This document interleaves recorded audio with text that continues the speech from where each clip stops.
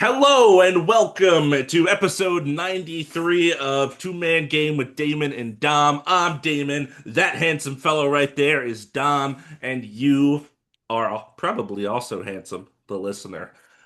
Episode 93, like I mentioned, October 16th, 9:49, late start to the recording today because it's been a busy one and we have a lot to get to. So, you know, uh, we will jump in, like, comment, subscribe, all that good stuff, share with everybody. Thanks for everybody that's been checking out this show as well as 22 Man Game after we rebranded to Ethical Ball, putting out shorts and things like that. We do appreciate all of your follows and comments and etc.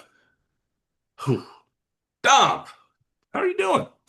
King, I am doing well. I'm doing well. I worked out after work today, went for a run, made some healthy dinner. I watched some highlights of preseason. I watched Gabe Vincent make five threes in a row for the Lakers, and I Hmm. was like, I gotta turn this off. This is not real basketball. This This is not real basketball. I can't take this right now. This is making me too excited for watching Gabe Vincent minutes, and I shouldn't be excited. Um, but I'm glad you besides. said that last preseason pod, probably. Yeah, it's Season starts on starting. Tuesday. I know. I need to carve out time for me to watch a game. Is it Rockets Lakers, right? Or no, it's Warriors Lakers, isn't it? Like it always is. I don't remember. I remember Rockets Lakers on Christmas. I remember that. Yeah. It's definitely Warriors Lakers per usual. But you know what? I'm very excited to for the NBA season. I'm trying to convince friends of mine to go with me to the Clippers Trailblazers game. That's going to be next Sunday. And we'll see how that goes. I will probably go alone if no one goes with me, and that's If you want okay. to go to LA and go to a game with Dom, come. Win a raffle to you have to buy your own ticket, but you get to go with me. Get a real ethical take on the court. Yeah, exactly. Wait, but here's a real question. Damon, how are you doing? I'm doing. It's late. I'm tired. It's been a long day. Lots of things have occurred. We're getting there, but I'm excited, man. I can't complain. Like life is good. I'm happy to be here. I was telling you before, like, been putting a lot of work into this, right? A lot of making the doc, making the shorts, watching obviously both of the sports, researching stats, all that, but all for the love of the game because it's fun to do. Otherwise, I wouldn't do it. So, not a lot going on other than that, though. Yeah, I mean, that's great. I also was very much looking forward to this because I there's a lot has happened. So much has Hmm. happened. Um, Yes. in basketball, and I'm very excited to talk about it with my basketball soulmate. Shall we dive in? Yes, let's dive right into the WNBA finals because they Yes. finished since Yeah, our last podcast, right? they sure did. And I do want to say I want to apologize to Phoenix Mercury fans because last pod I misspoke by saying, "Oh, Aces are up 2-0, so two more games." And then you said, "Oh, hey, you come on, Mercury can win some games." And I said, of course. So it could be more than two. Sorry about that. At least two games. And then it ended up being two games You jinxed them. You jinxed because them. It's your fault, actually. it's my fault. The Aces did sweep the Phoenix Mercury. Although, Mercury put up a good fight. There was a late game comeback by the Mercury, or the Aces. The way you Wait, say Mercury is wrong, but go on. Mercury? Mercury? Yeah, I'm you not gotta you allowed gotta to hit say Mercury? the your a little more. Err. Well, the Mercury. That would have thrown you off. I'm the whole pod now. I'm just like Mercury. The Aces were able to stop a comeback by game during game three. The Aces were able to win game three by two, and then the Aces had control of game four all the way through. Beat the Mercury by 11, and that was a sweep. And that's Asia Wilson took home her second WNBA Finals MVP. She averaged 29 points and 12 rebounds in the series, which is MVP numbers. Oh yeah, she was MVP too. She sure was. Yeah, this is the third Aces title in the last 4 years. I knew the name, and now it's escaping me. Courtney something guard for the Aces was MVP, Finals MVP the first time around. Asia Wilson the last two. She also hit a game winner in game three to clutch that game up for them. So, uh, very good performance from her. I also wanted to mention, I didn't realize this. I knew, we had podcasts, several podcasts ago, I mentioned that the Aces were on a 14 game win streak prior to the playoffs starting, and we talked about that and like how they were looking at for a little bit. They started this season 9-11. They were under Ooh. 500 halfway through the season. And then they went on 21-3 before the playoffs. So they came in blazing hot, obviously, and carried that momentum all the way to a championship. So shout out to them. I believe the third WNBA franchise to win three titles in a 4 year span, something like that. Do you know who the other two are? You have, any guess? I don't think either of them are franchises anymore. The Comets, The Houston Comets. Comets, yeah, the very Yeah. first. What is Sue Snow? Was that she was on there? Or Uh, someone you're Snow. close. Someone Yes. I can't remember the first name. Um, And then the no, other wasn't it like Cheryl Stokes or something like that? I don't know, man. it could be. I used Cheryl, to have not a bobblehead, but like a I'm Russian combining doll. everyone's names. I That's know. I remember going to a game and I got like a Russian doll figurine of Houston Comets players. Cheryl Swoops is the name I was thinking of. Daryl Um, Swoops. yeah, I don't know what I just said, but I think it was something like that. Stokes, I think. And I said Sue Snow. And who the heck is that? Not a person. I said also for the Aces guard, I said Courtney Chelsea Gray. Chelsea Names Gray. are hard, man. Names are tough, and it's late, and I'm tired. It's yeah. Sorry, Who what respect to everybody. who's the other franchise that won Don't three in a remember. Oh, okay, I cool. looked at it a while ago. It was a while ago. This was like a week ago that these ended, and Yeah, we just this haven't been able to pod since. So I looked at it and I was like, "Oh, that's pretty cool." And now a week has occurred and it has escaped my brain.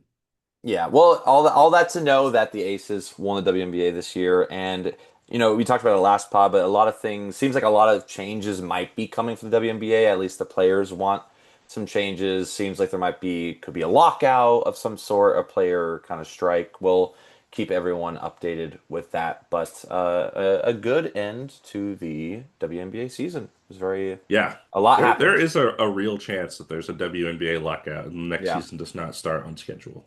yeah. On to some sad NBA news. I didn't even know this. I saw this. Spencer Dinwiddie was waived by the Hornets. I literally watched a preseason game where Spencer Dinwiddie played a couple days ago. And I was like, he doesn't look like he belongs in a Hornets uniform. Well, I guess they thought the same thing. They thought the same Um, thing. Yeah. We're going to see a lot of this the season around the corner. A lot of teams having 18, 19 plus players. You can only have 15 when day one of the season rolls around on Tuesday. So a lot of those guys that were signed over the summer, he was just signed back in July. If they have rookies that they like more and want to develop pieces, I guess not a lot of use for a veteran guard. They have Sexton over there, obviously, too. They have LaMelo, they have Brandon Miller. That's going to be the starting backcourt. Like there are a lot of minutes to go around. So ultimately, it does make sense. But Spencer Dinwiddie is obviously a good NBA player. So hopefully, he can land somewhere that needs a little bit of guard help. I first places I think of Nets, Mavericks. Nets shouldn't get him. I don't think that the Mavericks He's a need Nets him, but legend, those man. But I mean, when he's on those two teams in particular, he's really good. Yeah. But they have D'Lo now, and would you rather have D'Lo or Dinwiddie on your team? Well, I'll tell you what. After D'Lo, the guard depth in Dallas is non-existent. I think Brandon Williams has been injured. Jaden Hardy is not really a point guard. He's Yeah, like he's like a bulldozing shooting guard, he's like an basically. off-ball guy. Yeah, I don't really want Yeah. him directing traffic and whatnot. So maybe he return to the Mavericks. Who knows? I feel like he always finds a way back. He always signs somewhere, then goes back, signs somewhere, comes back. Yeah. But who knows? Maybe the Knicks will pick him up because Malcolm Brogdon just retired. Suddenly, we talked, I think, literally last podcast that he signed with the Knicks, or maybe it was two podcasts ago. Very late offseason edition, and I think we were both relatively excited because we know he's a good NBA player going into the season. With a guy like that on your bench is great. Here's the statement that it was short enough that I thought I could go ahead and just read it off. Um, Today, I officially begin my transition out of my basketball career. I have proudly given my mind, body, and spirit to the game over the last few decades. With the many sacrifices it took to get here, I have received many rewards. I am deeply grateful to have arrived to this point on my own terms and now to be able to reap the benefits of my career with my family and friends. Thank you from the bottom of my heart to all who had a place in my journey. what that statement tells me is that there's not like, some lingering medical issue. There's not, this kind of crazy thing. And there could be. He could just be private about it. Totally fair, totally respectable. That's your life. You don't have to share that with us. We're not owed that. Um, but maybe it was just like he got on a team pretty late in the offseason. He's suiting up for the Knicks. He went to media day, training camp, a little bit of preseason, and was like, I just don't know if like is should I still be here? Like, is this worth it? And he's like, I don't know if he has kids, but I got a kid, I got a significant other, I got a family. Like, maybe I would have spent time with them. That could be it. But Yeah, obviously, that's wish him nothing but the best. of course. It's so sad. I mean, Malcolm Brogdon on the Knicks is almost perfect, I feel like. I mean, there is Jordan Clarkson, there's Miles McBride, there's Jalen Brunson, but it's nice to have some kind of veteran leadership if these younger guys aren't cutting it. Yeah, So, and you know what happened to the Knicks last season? They got so injured and they were refused to play DeLon Wright and Shake Milton until it was like dire situations in the playoffs. So having a little bit of depth doesn't hurt. yeah, I mean, Dinwiddie there isn't bad. I You're don't think that right. would be bad. Yeah, Yeah, yeah, we'll see. so perhaps. Do you have any takes on the retirement itself? Yeah, I mean, I like Malcolm Brogdon. Obviously, him being on the Wizards wasn't the best, but then going to the Knicks, I really thought this was a nice, it's not ring chasing by any means because I think he was waived by the Knicks, or sorry, he was waived by the Wizards or something along the Do lines. you think I'm keeping up with the Wizards' transactional history? Something along the lines Whatever of happened, we probably said it on this podcast, but I don't yeah, remember. I think that's what happened, and the Knicks picked him up. It doesn't seem like he was trying to go somewhere just to. It's not like he went to the Thunder because he's like, I these are the favorites. I want a ring. But he really did seem like to be a good fit there, and all respect, and I can't imagine what it's like to give 10 plus years to something and have to do it every single day and to sacrifice seeing family, friends, all this kind of stuff. So, I'm not. I'll never know what that toll is on someone to be like in the Yeah, NBA on a personal life. So, he's had a great career. He has made money. Generational wealth is good for true. So people to true. have. And I feel like that's what he decided. He just, I only respect for that kind of stuff, and I only wish him the best with his future endeavors. Yeah, of course. Malcolm, we know you're listening. If you ever want to come on, talk to us about your career. Let's Please, hash it out. Let's discuss. anytime. Um, Second round pick back in 2016. I wanted to ask you, do you know what two awards he won while in the NBA? I want to say Rookie of the Year, Okay, correct. and I am okay. And then As a second round pick, which is kind of crazy. that's crazy. Okay, and then I remember recently it was Sixth Man of the Year, right? Yeah, he won six man of the year in the Celtics 2 seasons ago. Like that was pretty recent. So again, kind of shocking that he left. I figured you would know the six man because it was so recent. But I'm also proud of you for getting Rookie of the Year because that's Yeah, a I've second heard it. round guy winning Rookie of the Year is very random. I remember hearing it somewhere, just in the back of my head. But now that I'm thinking about any of these people winning awards in the Celtics, I mean, Marcus Smart won Defensive Player of the Year like 3, 4 years ago, and now he played 20 minutes for the Lakers in a preseason game and made 0, 0, 0 everything. So It's the defensive impact. Okay, that's what we care about. yeah, you look back at the tape. Oh yeah, we lost that game. Yeah, so I don't know about Okay. that. We'll Well, see. it's the But preseason. Nothing matters. well, you know what's crazy? We're talking about the Celtics. Let's talk about some Yes, sir. signings. The Let's do it. Celtics are signing Ron Harper Jr. to a two-way contract. Cool. Yeah, he looked fine on the stints on the Raptors. The Raptors is the one I remember. I want to say Blazers too, but that could be a lie. Um, I don't remember. yeah, why not? Why this season for the Celtics? Throw some darts. See what happens. Yeah, go off. Sticking with the green teams in the East, how about the Bucks? Also a former Malcolm Brogdon team. Sorry, one Rookie of the Year. Are signing Alex Antetokounmpo to a two-way contract, joining his brothers Giannis and Thanasis. First time in the NBA that there have been three brothers on the same team, by the way. I think if I'm not mistaken, Alex used to be on the G League affiliate for the Bucks like a long, long time ago. Um, and he never actually made it on the roster. This time he's on the legit roster. So you might be thinking, why?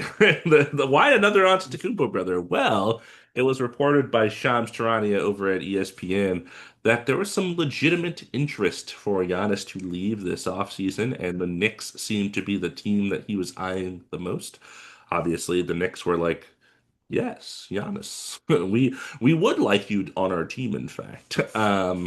And we've seen this story play out before. When our podcast first started over 2 years ago, one of the first things that happened was the Bucks trading for Damian Lillard in an attempt to appease Giannis after, they had an unsuccessful season after their championship run. So we've seen it play out, and the Bucks, they kind of always do. They're like, "Please, we'll do whatever it takes to keep you here."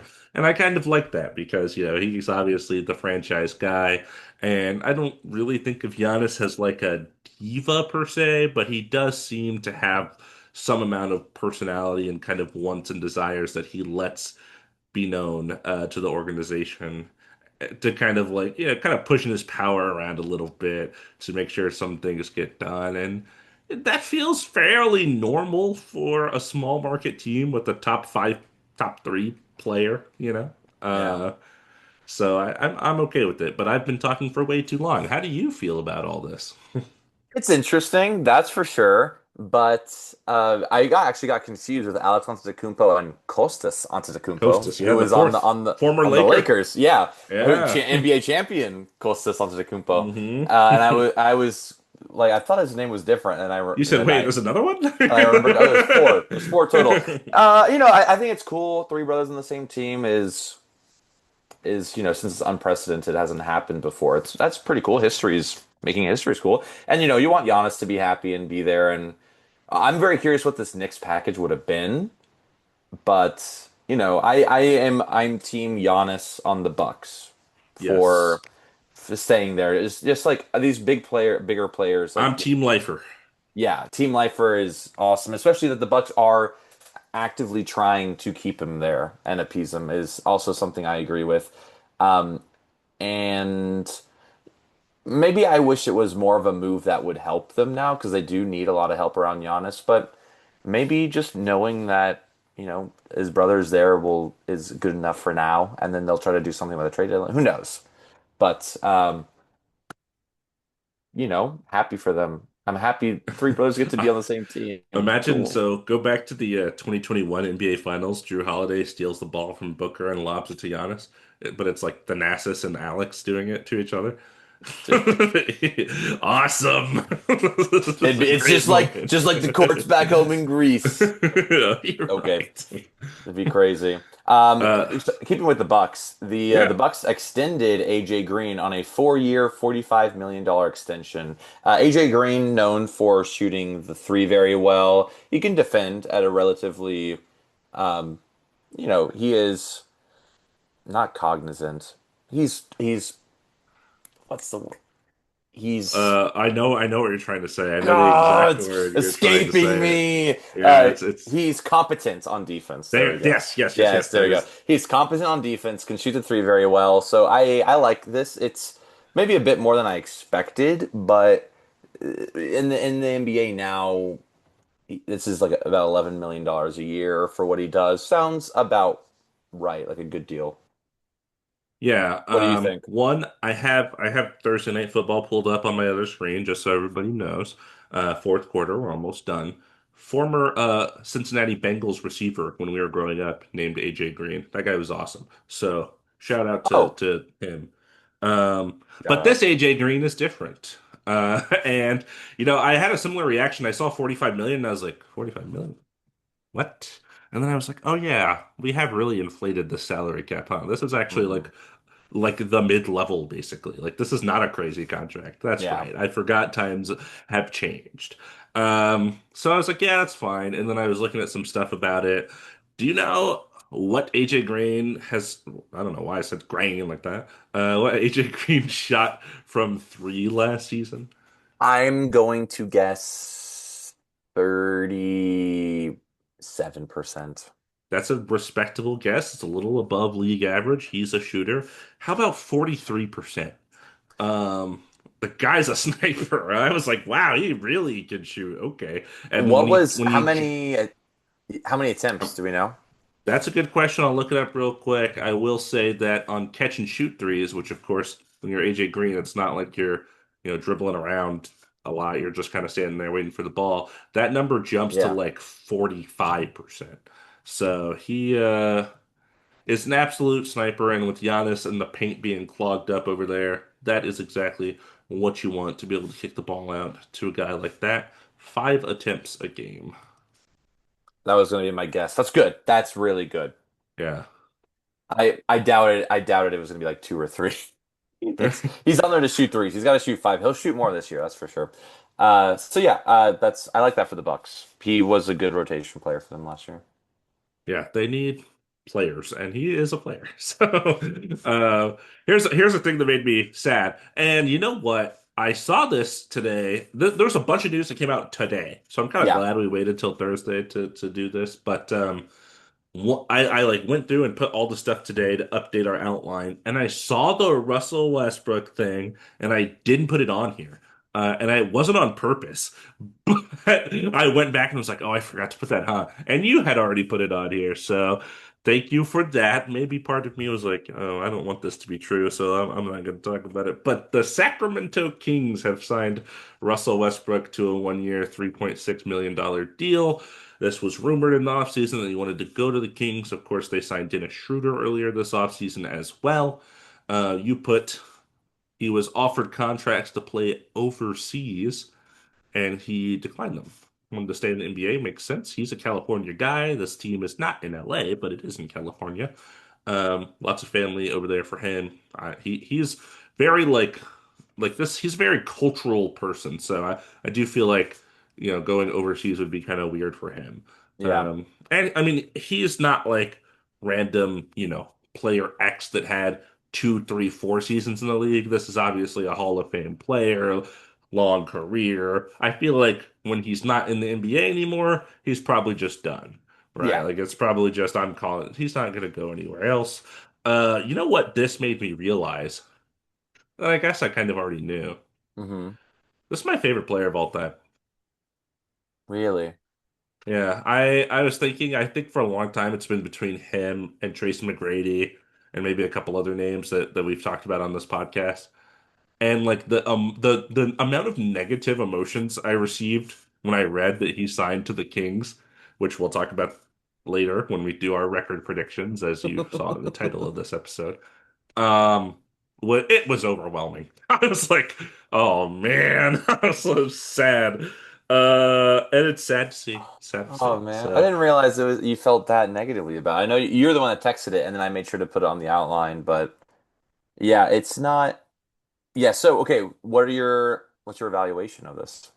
Besides, obviously you don't like it, but why?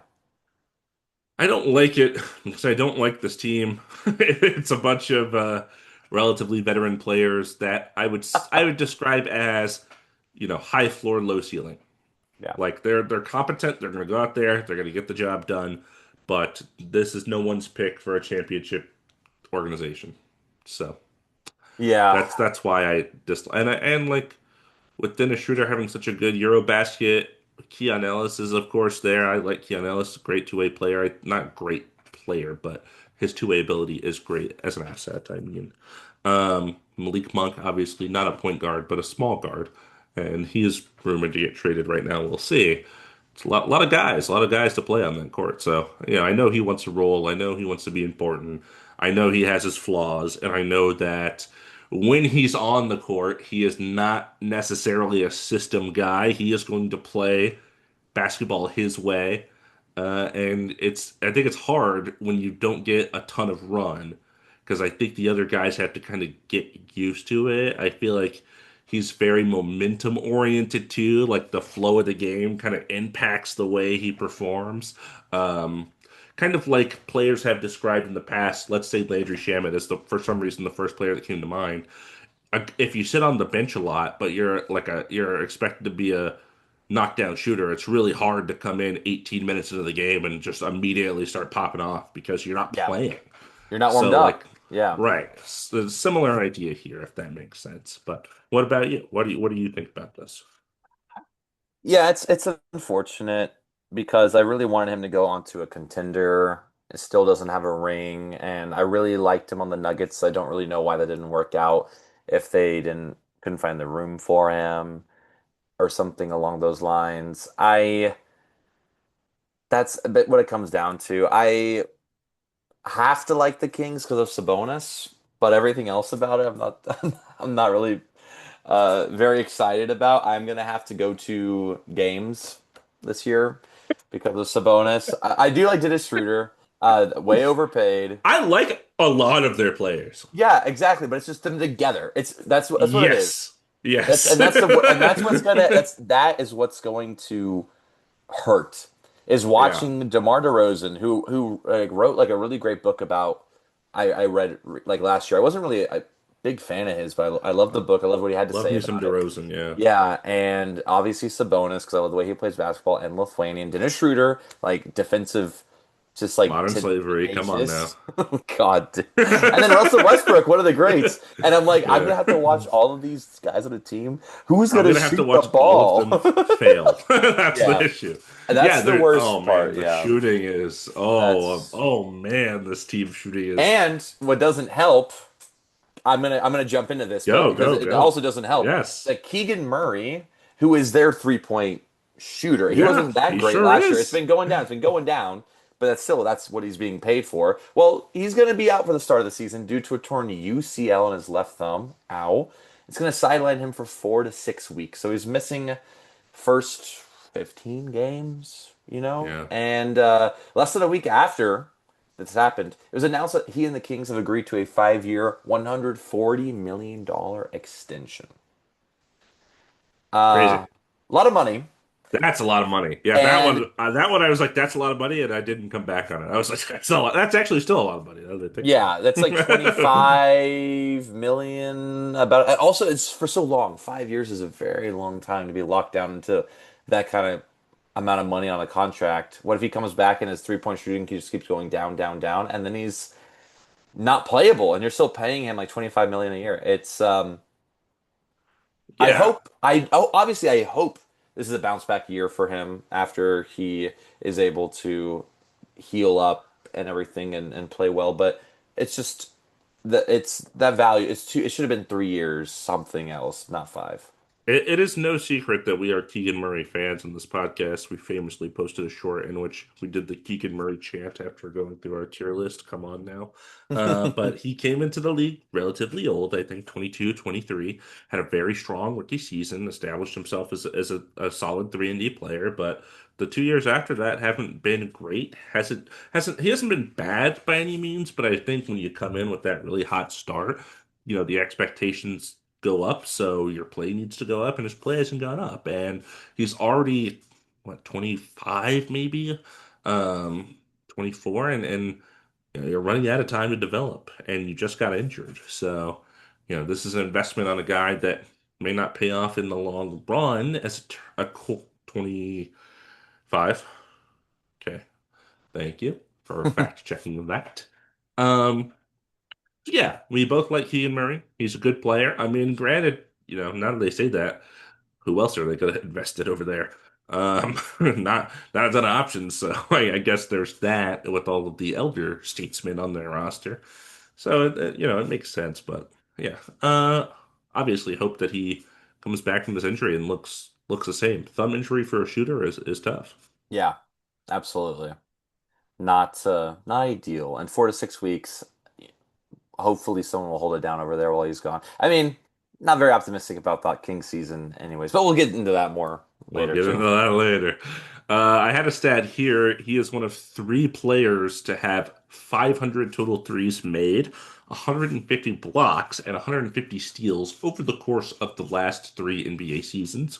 Of course, as when he came into the season.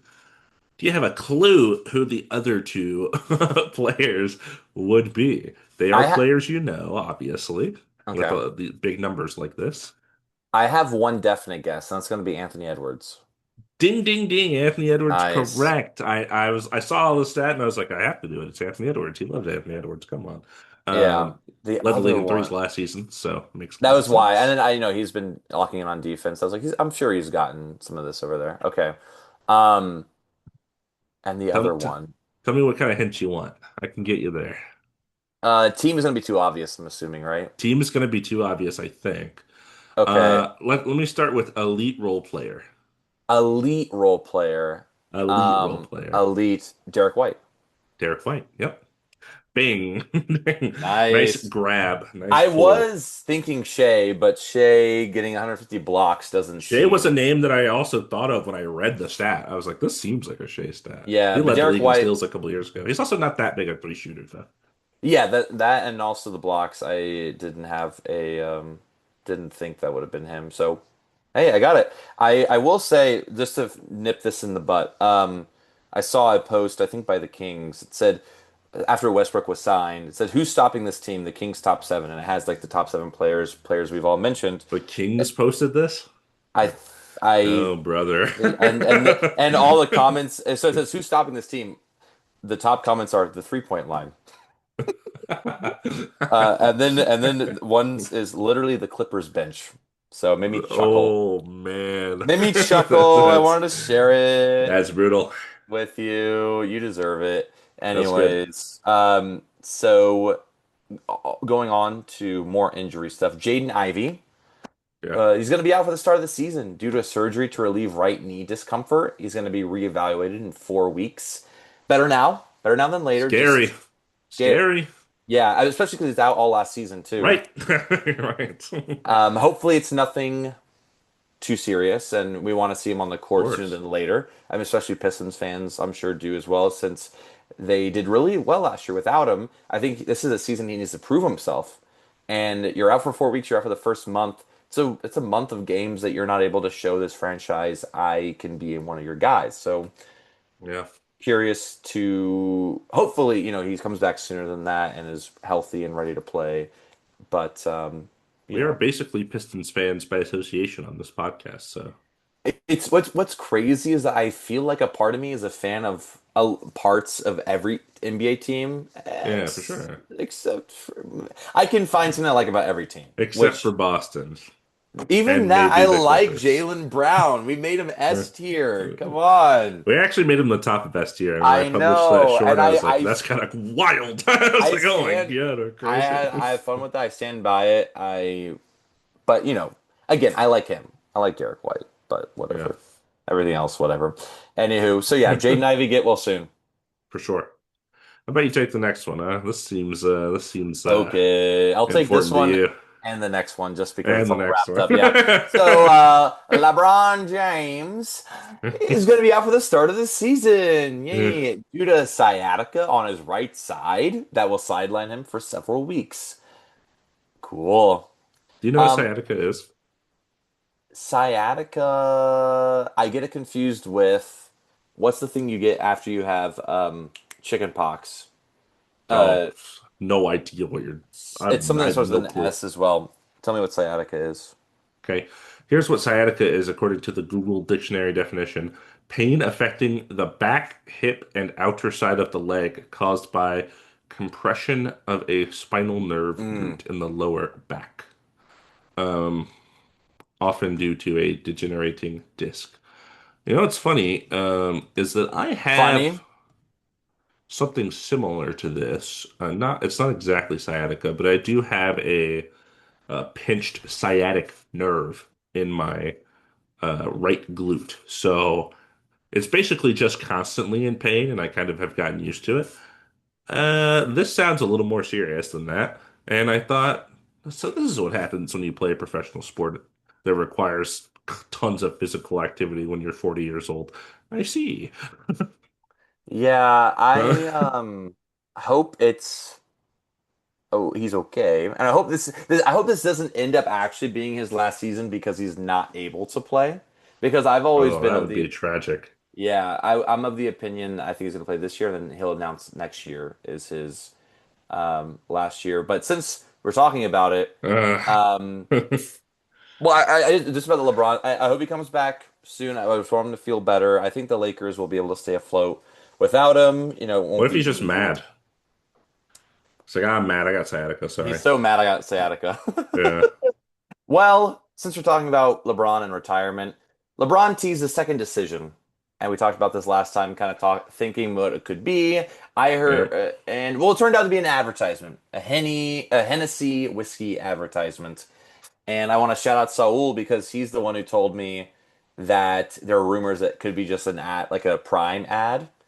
And I said that on here, and I was like, I think it's gonna be that. I seem pretty cool knowing it was an ad, but I thought it was the corniest decision ever to be an ad, so I was like, there's no way. And I was wrong. because So, LeBron, I mean, that's what we're saying. Like LeBron is cornier than you think. He yeah, really no, I is know that he's guy. corny. But he's even cornier than that. That's what I'm saying. Like this Yeah. is the most LeBron thing to happen. And also, which I found hilarious, a fan is suing LeBron James for quotes fraud, deception, misrepresentation, and any and all basis of legal recovery end quote for the second decision advertisement because he bought Lakers versus Cavaliers tickets. That's gonna be the last time he's gonna play his former team for $865, thinking it would be the last game against his former team. He's not gonna get his money back. Um, but I get it. I mean, I even joked that should I just I get buy it. Wizards Lakers tickets right now? Because if it was the announcement, the prices are flying through the roof. Yeah. Absolutely. So I don't love it was irresponsible. Yeah, absolutely. But I don't He's a think it's billionaire. oh, I know this. Billion. Oh, really? Okay. But I don't think it's going to hold up in court is the thing. But Yeah. I do think they should have thought that through before doing that, and I don't love that. Yeah, I'm sure they did think it through, and then LeBron said, "You're gonna give me how much money to do this?" Okay, I suppose. I am corny. I am corny. Like, yeah, you are. He said, Um, I can pop out another kid and get him in the NBA with this money. That's oh, crazy." So, um, and just to finish, just about him being out with the Lakers, yeah, I think the Lakers will be okay without him. I'm sure they're already not thankfully this is happening, but it's happened early enough that they're able now to kind of scheme around Luca, which is honestly, I think this is going to be a great opportunity for the Lakers to see, hey, let's see what's going to be like once LeBron retires. We're just going to have Luca, what we need around him, and not that what he did on the Mavericks doesn't matter, and you can't look at that, but now it's a different environment, different everything. I think this is an opportunity. Even though I wish LeBron James was obviously playing, I think it'll be an opportunity for the Lakers. And I am interested in seeing what it will look like. for sure. Yeah, and that's what I alluded to earlier, and I said maybe he's mad because I think that is the direction of the team ultimately. I think they have kind of vocalized that it's going to be a Luka-led operation from here on out. Right decision, by the way. LeBron is 41 years old. This is what you should do after you trade for Luka Doncic. And obviously, I mean, it's not necessarily ego, I want to say, but like LeBron has been the best player on every team he's ever played on since he was 5 years old. So I understand like that's kind of hard to come to terms with. Obviously, nearing the end of his career here, I get it.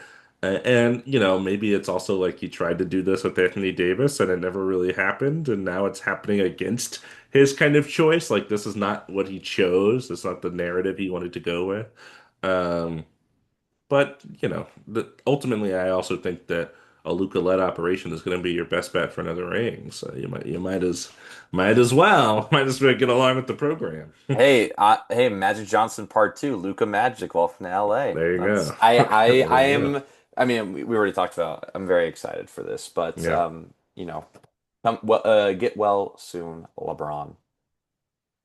yeah. I will not be drinking Hennessy for the foreseeable future. Me either. I don't even like whiskey. Yeah. Yeah. What's next? Oh, Hey, Eric tell me about Spoelstra, it. Tell that me about it. former LeBron James coach, if you don't know. Eric Spoelstra has been named as the new head coach of USA men's basketball operations, succeeding coach Steve Kerr, who has coached the last couple. Used to be Mike Krzyzewski, former Duke coach, was the USA men's coach for a long time. Steve Kerr hasn't been the coach for that long, but I guess he's like Yeah, I'm out. I'm done. Spoelstra seems like he should have been the choice before Steve Kerr. Uh, so weird, but happy for him. And yeah, I don't think that you could do a whole lot better with the track record he has with that Heat organization. So no qualms from me. Yeah, except that he's never won Coach of the Year. So I'm Yeah, kidding. okay, bud. Yeah, no. I mean, I think this is Eric Spoelstra is a great coach. He should have won Coach of the Year at some point in these last couple of years. I feel like one of these he's got to get it one of these years. So, congrats I, to him. I just watched 40. Speaking of, we're just talking about really old LeBron. I just watched 40-year-old Joe Flacco lead the Bengals, who he was traded to from the Browns a couple weeks ago, down the field for a game-winning field goal against the Steelers on Thursday Night Football. So crazy. I love that. I love that. When I was a kid, I always picked the Bengals in ESPN Live '03 NFL. Nice. And uh, I I never it's liked the awesome. Steelers. So hey, go Yeah. Bengals. Yeah. We hate Chandler and Ethan, so. Shout out. First shout out on the pod, Yeah, probably. yeah, they're like they'll never listen to this, so it's fine. Um, Nah. Bengals are wearing their all white uniforms, one of the best alternate uniforms in the NFL. Go check that out All if you haven't all seen it. white, all All white white with with the black tigers stripes. Yeah, with the orange tiger stripes on the no, helmet. black tiger stripes. That's what I'm sorry, black tiger stripes, orange Yeah, helmet. no, That's white sick. helmet, all white. Hold up. Okay, I'm gonna look it up. You tell us a little bit about this next thing while I look it I up. will. I will. So, I wanted to talk about this briefly because I do think it's important for our podcast and the history of our podcast. Obviously, rebranding the ethical ball very similar to another name. That name is Enjoy Basketball. That's not where I got the name, but after we made that decision, I could see obviously the influence and how it looks very similar. Um, but Enjoy Basketball and their main podcast, primary podcast, Numbers on the Board started by Kenny Beecham, who is somebody that I watched literally all the way back when I was in college, and he's like the same age as us, so he was also around that age too. They literally started this podcast, formerly a different name, in his basement, and they did it years and years and years. Then they were with House of Highlights. Now they're with ESPN, and now they're joining NBC as NBC is a partner with the NBA this upcoming season. And all of their products, Numbers on the Board, Small Talk with Kenny Beecham as his own podcast, and then Teed Up with Pierre and Dries and the other podcasts they're going to run over there. All of those are going to be on NBC and Peacock this upcoming NBA season.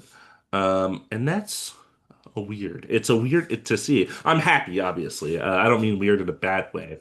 By the way, poster back there signed by all the podcast people. This it kind of can't see it because it's in this corner, but I do want to point it out. Big fans for a long time. Saw him in Vegas Summer League. It was awesome.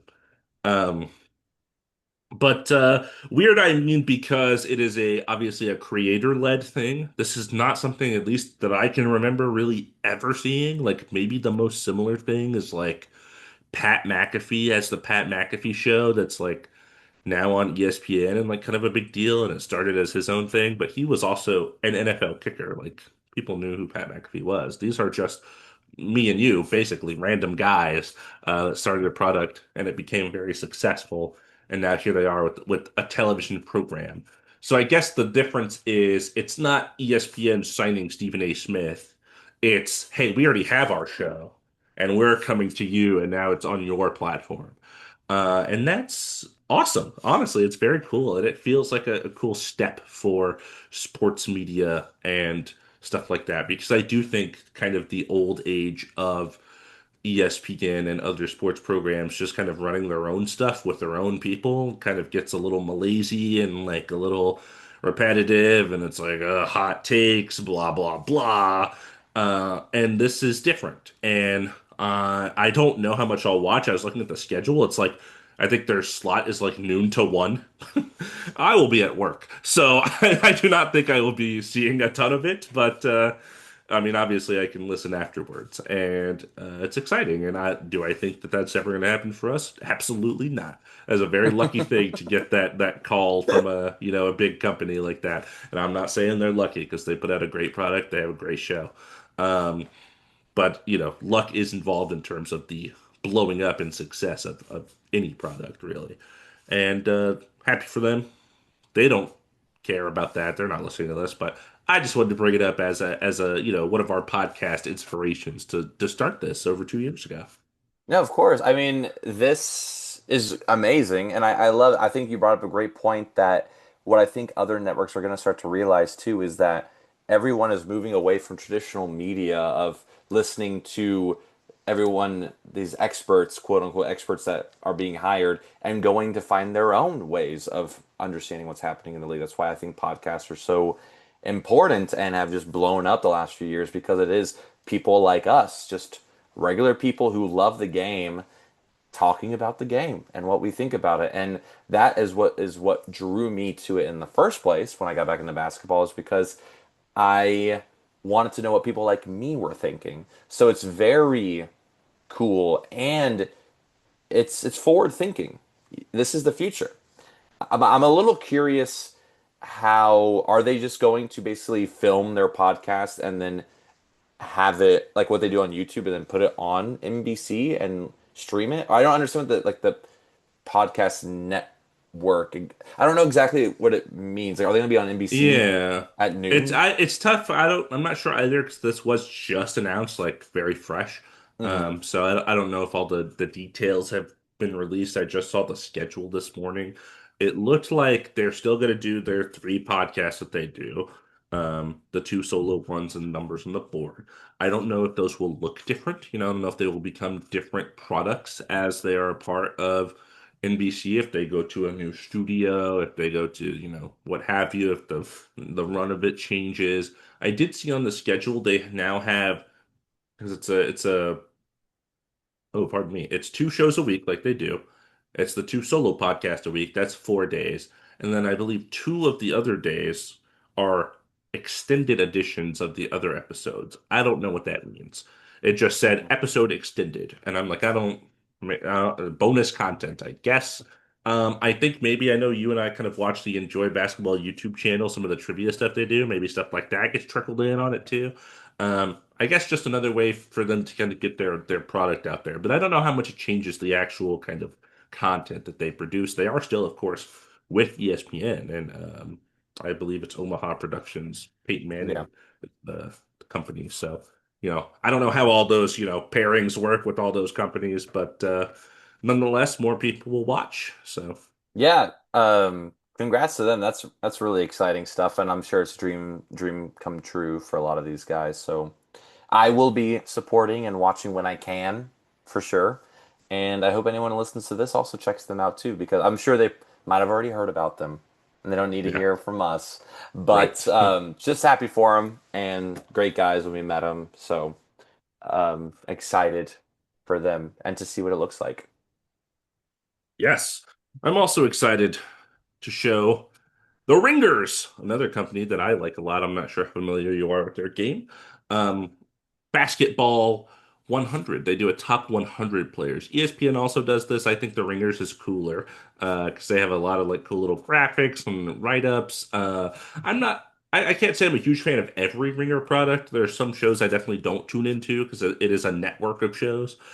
Group Chat particularly is definitely my favorite one. That's the one I would recommend anyone check out if you want more basketball podcast content, as well as the Zach Lowe Show, because they did add him to the Ringer Podcast Network, and I've always sung his praises when he was back in ESPN and let go against my will. Um, so, and he wasn't allowed to use the old name. That sucks. The old name was good. So, Yeah. let me share my screen. I think that's a good thing to do for this. All right, let's do it. I And took we very are little notes about it, but I please. took zero notes, but I did look at it, and that's what mattered. We're not going to go through the whole thing. 100 players is a lot, but I think it's worth at least hitting the top 10, maybe seeing if there's anything there we disagree with, and then just Hmm. kind of scrolling through and seeing, wow, this guy's already all the way up here, or whoa, where is this guy at? Right? I feel like those are some things, just a couple of quick reactionary kind of things. Yeah, Um, so how please. about this? I'll Hmm. go through and read, and why don't you tell me when to stop? If there's like I get to player six, and you're like, wait, we need to talk about this. Let's do. Okay, sounds good. Let's go. So number one, we got Nikola Jokic, best player in the NBA. Number two, Shea Gilgeous-Alexander coming off his MVP season. Number three, Giannis Antetokounmpo. Number four, Luka Doncic. Number five, Anthony Edwards. Number six, Victor Wembanyama. Number seven, Steph Curry. Number eight, Donovan Mitchell. Number nine, Jalen Brunson. And number 10, Kevin Durant. That is the top 10 according to all of the people that work at The Ringer and their podcast network. You can see up here in the top left. This was updated yesterday. So this is very, very recent. It looks like, according to this graphic, Anthony Edwards and Wemby both went up and Steph went down a little. And it looks like Kevin Durant went up into the top 10 recently. So, what are any big takeaways from the top 10 here? Yeah, I find interesting that Shea's above Giannis, but I understand that Shea was the MVP last year. I just like Giannis's ability on offense and defense. I think he's a bit more elite on the defensive side, though Shea is also amazing. But I'm fine with this. That's my first kind of question mark, but it's not that big of a deal. I think it's totally fine as is. I think Yeah, Luca being four, Ant being five, all good with that. I know Jason Tatum isn't in conversations not going because to he's be here injured. because of the Yeah, Achilles injury. Yeah, for not yeah. So sure. that's a great point. Injuries do matter. This is current, right? So guys that are going to be out, Halliburton, you're not going to see here. Tatum, you mentioned guys like that are going to be out this season. Yeah. Yeah, I think I think Wimby and Donovan Mitchell are a little high, sure. Yeah, Number s- personally. number six, Wemby, sixth best player in the league. I did say I think when we ranked centers, I wouldn't be surprised if he became this level of player. I would agree. I don't know if he's there yet. I think you see it. I think we have seen it. Like I think we have seen him be the sixth best player in the NBA. Hmm. But of course, it's been such a short time. He ended up going out with the injury at the end of last season. I think for me, and probably for you too, what it is you just got to see it a little more. We just need a little like you gotta have a little consistency before we're like, yes, you're a top six player in the entire league, I think. Totally agree, but I understand why he's number six. There's Yeah, so much talk about it. he Steph was in our S Curry, tier right behind Jokic, guys. Like we yeah, know, we we get know it, he's we get there. it. Steph Curry being there, of course. I like Jalen Brunson. I like his clutch ability a little bit more than Donovan Mitchell, but I feel like Spider's a bit more proven, so I Yeah, you get it. said What you do you? said high at number eight, and I thought I kind of agree with like just hearing Donovan Mitchell, eighth best player in the league. It's like, whoa, really? Eighth Yeah, best player in the league? But like I think about every playoffs. That guy just shows up and is a monster. And I would say it has never been his fault when his team is, losing games or getting eliminated. He is doing his job. 100%. I honestly think KD should be like that eighth spot. You know, like I feel like Okay. this is, even though he's older and I see they have injury concerns. There's Yeah. always injury concerns for a lot of people. I mean, I don't think that's a big enough reason to push him down to number 10. That being said, I agree. I see number 11, LeBron. That I understand. I feel like that could be He someone might actually see went that and go up like, "Oh my recently. God!" I mean, that's crazy. I think because last year he just proved that he could still hoop at his He age. still got it, right? But that's How like my about big Anthony things. Davis at number 12? Huh? That's crazy. But the thing is, That I feels love high. Anthony Davis. It feels high, but I love Anthony Davis. Can I tell you the notes I got real Let's quick? hear it. Yes, please. So I looked through the whole thing. I went all through all 100. You went through all Yeah. 100. The quick hitters when I was looking that really just jumped out to me Uh-huh. was I have two players too high, two players too low. Let's hear him. I resisted putting one too high because I knew you. I was gonna put Lamelo, and I was like, okay, fine, whatever. Yeah, Um, we know. We know. yeah, I Cade at think 13. I don't even remember looking at this. That's so high. that's Um, elite. It's yeah, but please give me maybe your players that you so. took notes on. Yeah, I feel like Jalen Williams should be higher than K. Anyways, whatever. I'm not gonna dive into every Yeah, single yeah. thing, That but we could do a 2 hour podcast on this list. um, number 76, Peyton Pritchard, too high. Oh, interesting. They went I'm down in the dregs for No, this. these are all dregs, by the way. Everyone in the middle, I'm like, whatever, whatever. A lot of players after Peyton Pritchard, I'm like, I would rather have on my team. I'd rather have Josh Hart on my team. I'd rather have Christian Brown. I'd rather have Tari Eason. So I don't understand I why. I 100% agree with you. Yeah. Yeah, I Yeah, I thought think Peyton that's a great way to Pritchard's. do it is to go to the players right below and you're like, Yeah, no, no, and no. get ready for number 88, Dylan Brooks, way too high. Shouldn't be on the list, huh? Well, no, here's the thing. Oh wow, Considering Neesmith. Okay, Aaron Neesmith's Yeah. better for sure. Considering some players didn't even make this list, the first one I thought of when I looked through this, Rui Hachimura, not on the list. I'd rather have Rui Mm, than Dylan Brooks on my team. yeah. You know, Bradley Beal at 95 is criminally low, funny you actually. mentioned that because on my players too low, number 95, Bradley Beal is there. He is That's way better than a lot of people give him credit for because wow. the Suns stuff wasn't great, but he's Yeah. not 95. Also, I Yeah. had 92 RJ Barrett is too low. You are Uh, a Raptors fan. You're a big Raptors guy.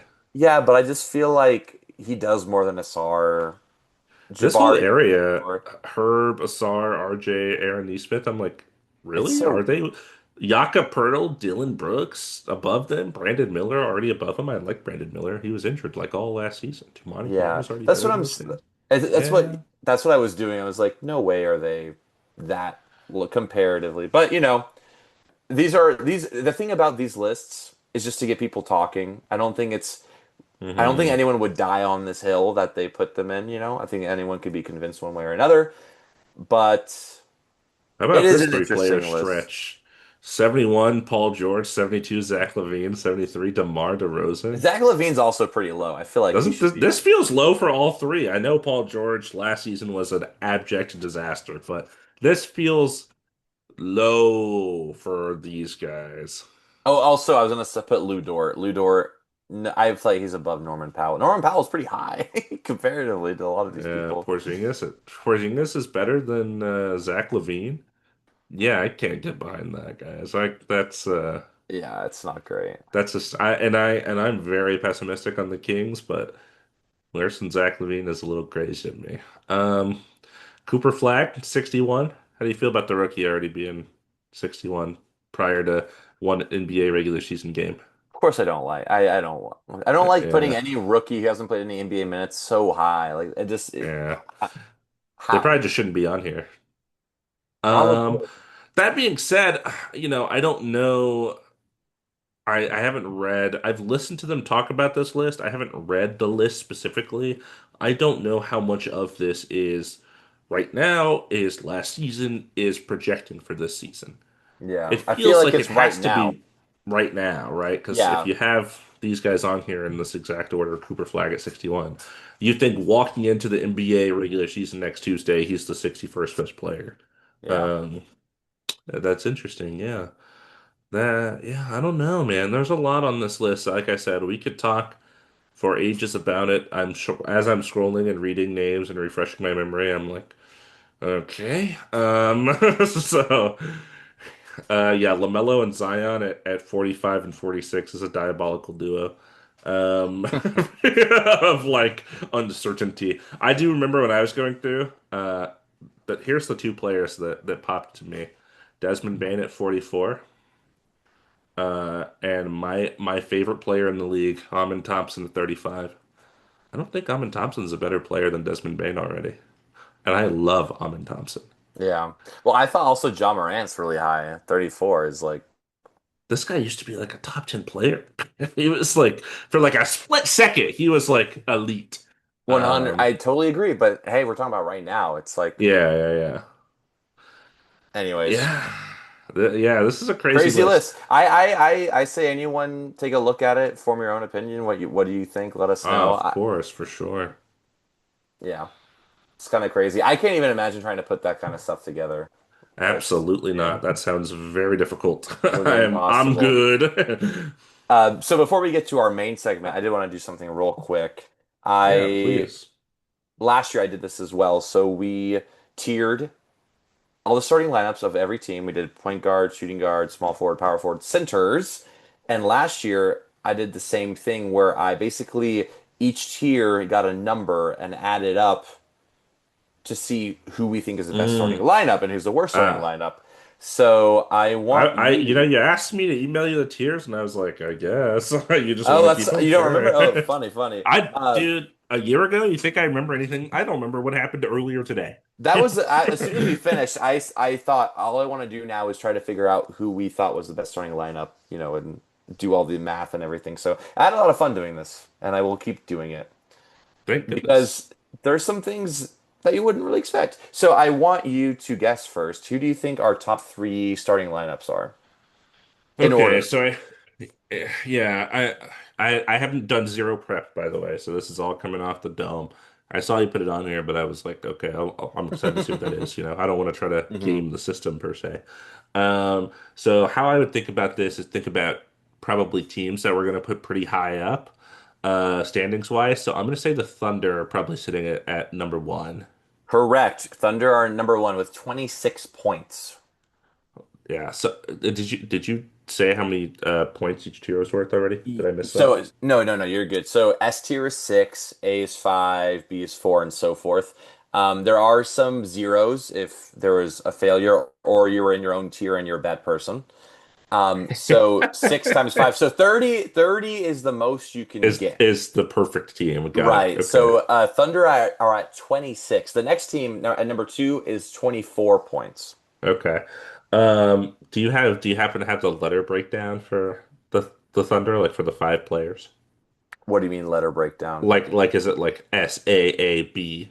I have in front of me like 656. So it's 65645. So it's going to be S tier point guard, A tier shooting guard, S tier small forward, B tier power forward, and then A tier center. I would put J-Dub in the S tier. Oh, interesting. Um, I feel like as soon as I released all of our starting lineup shorts, I was like, wow, really? Oh, okay. He's really Cool. good. I stand by it. Why No, not? it was every tier, like every tier, and I had one person or like someone that I was like, oh, we're really high on this guy. Cool. I'm like, oh yeah. Yeah. Okay, Thunder number one. Number two is tough. Number two is tough. I'm gonna say, oh no, 24, 24. It is. I will give you a hint. No, no, no. Don't give me a hint. Okay. I'm between two teams. I'm really trying to make a decision here. Tell me the two. The two I'm between are Cavs and Nuggets. Okay. Because I think, but what I'm thinking of is DeAndre Hunter is going to be kind of low. He's going to be C tier, I think, and that's going to bring us down. Nuggets, lowest starter we would have is probably Christian Brown or Cam Johnson. That might be too B tier, so that might be too low too. I might be nixing a team here. The New York Knicks, are they number two? They are. Wow. Boom! Well, you sniped that. Damn, playa. Okay, I see you. They don't have a Love lot of that for depth, but you. I know we love their starting lineup. So And I will say this for the third team, three and four are tied with 23 points. okay, got it. And for the Knicks, basically everyone's A tier except Mitch Robinson is B tier. So Okay. it was like 5-5-5-4. Okay, that makes sense. Yeah, yeah, Yeah. yeah. Okay, I like that. Yeah, that feels right. Um, okay, now is this the dagger?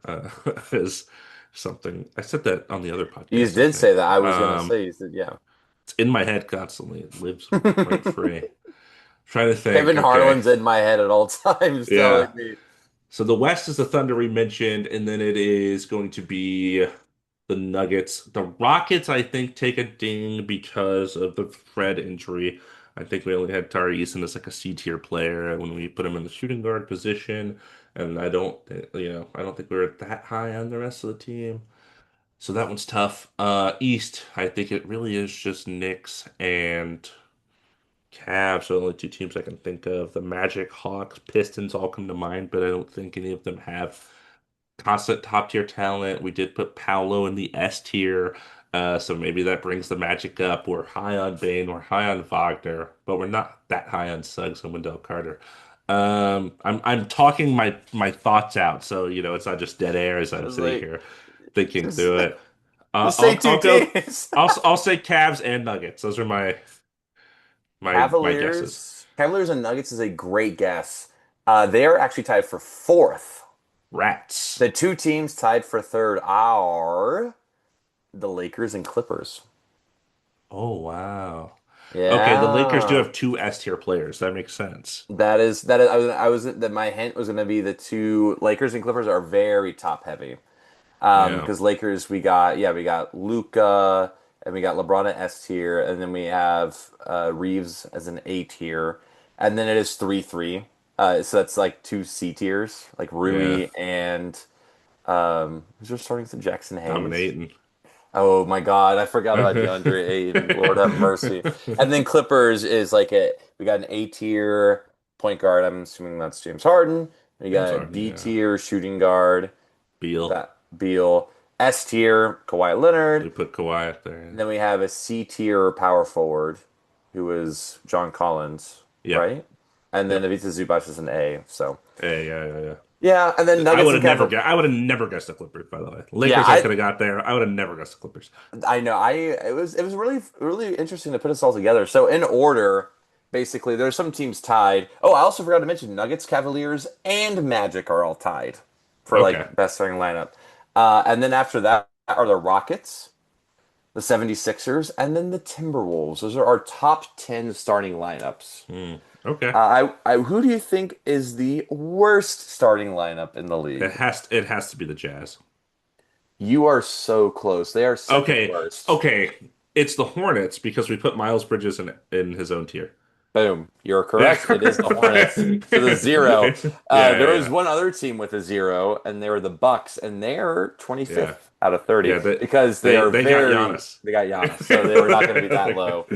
Yeah, but it's a fun. I'll send you the whole thing so you can kind of look at it if you No, want. that's But great. That's fun. I like that a it was lot. fun. Yeah. It was a lot, very different than I really expect. I did not expect Lakers and Clippers to be as high because I feel like we like other teams more probably, in the long run.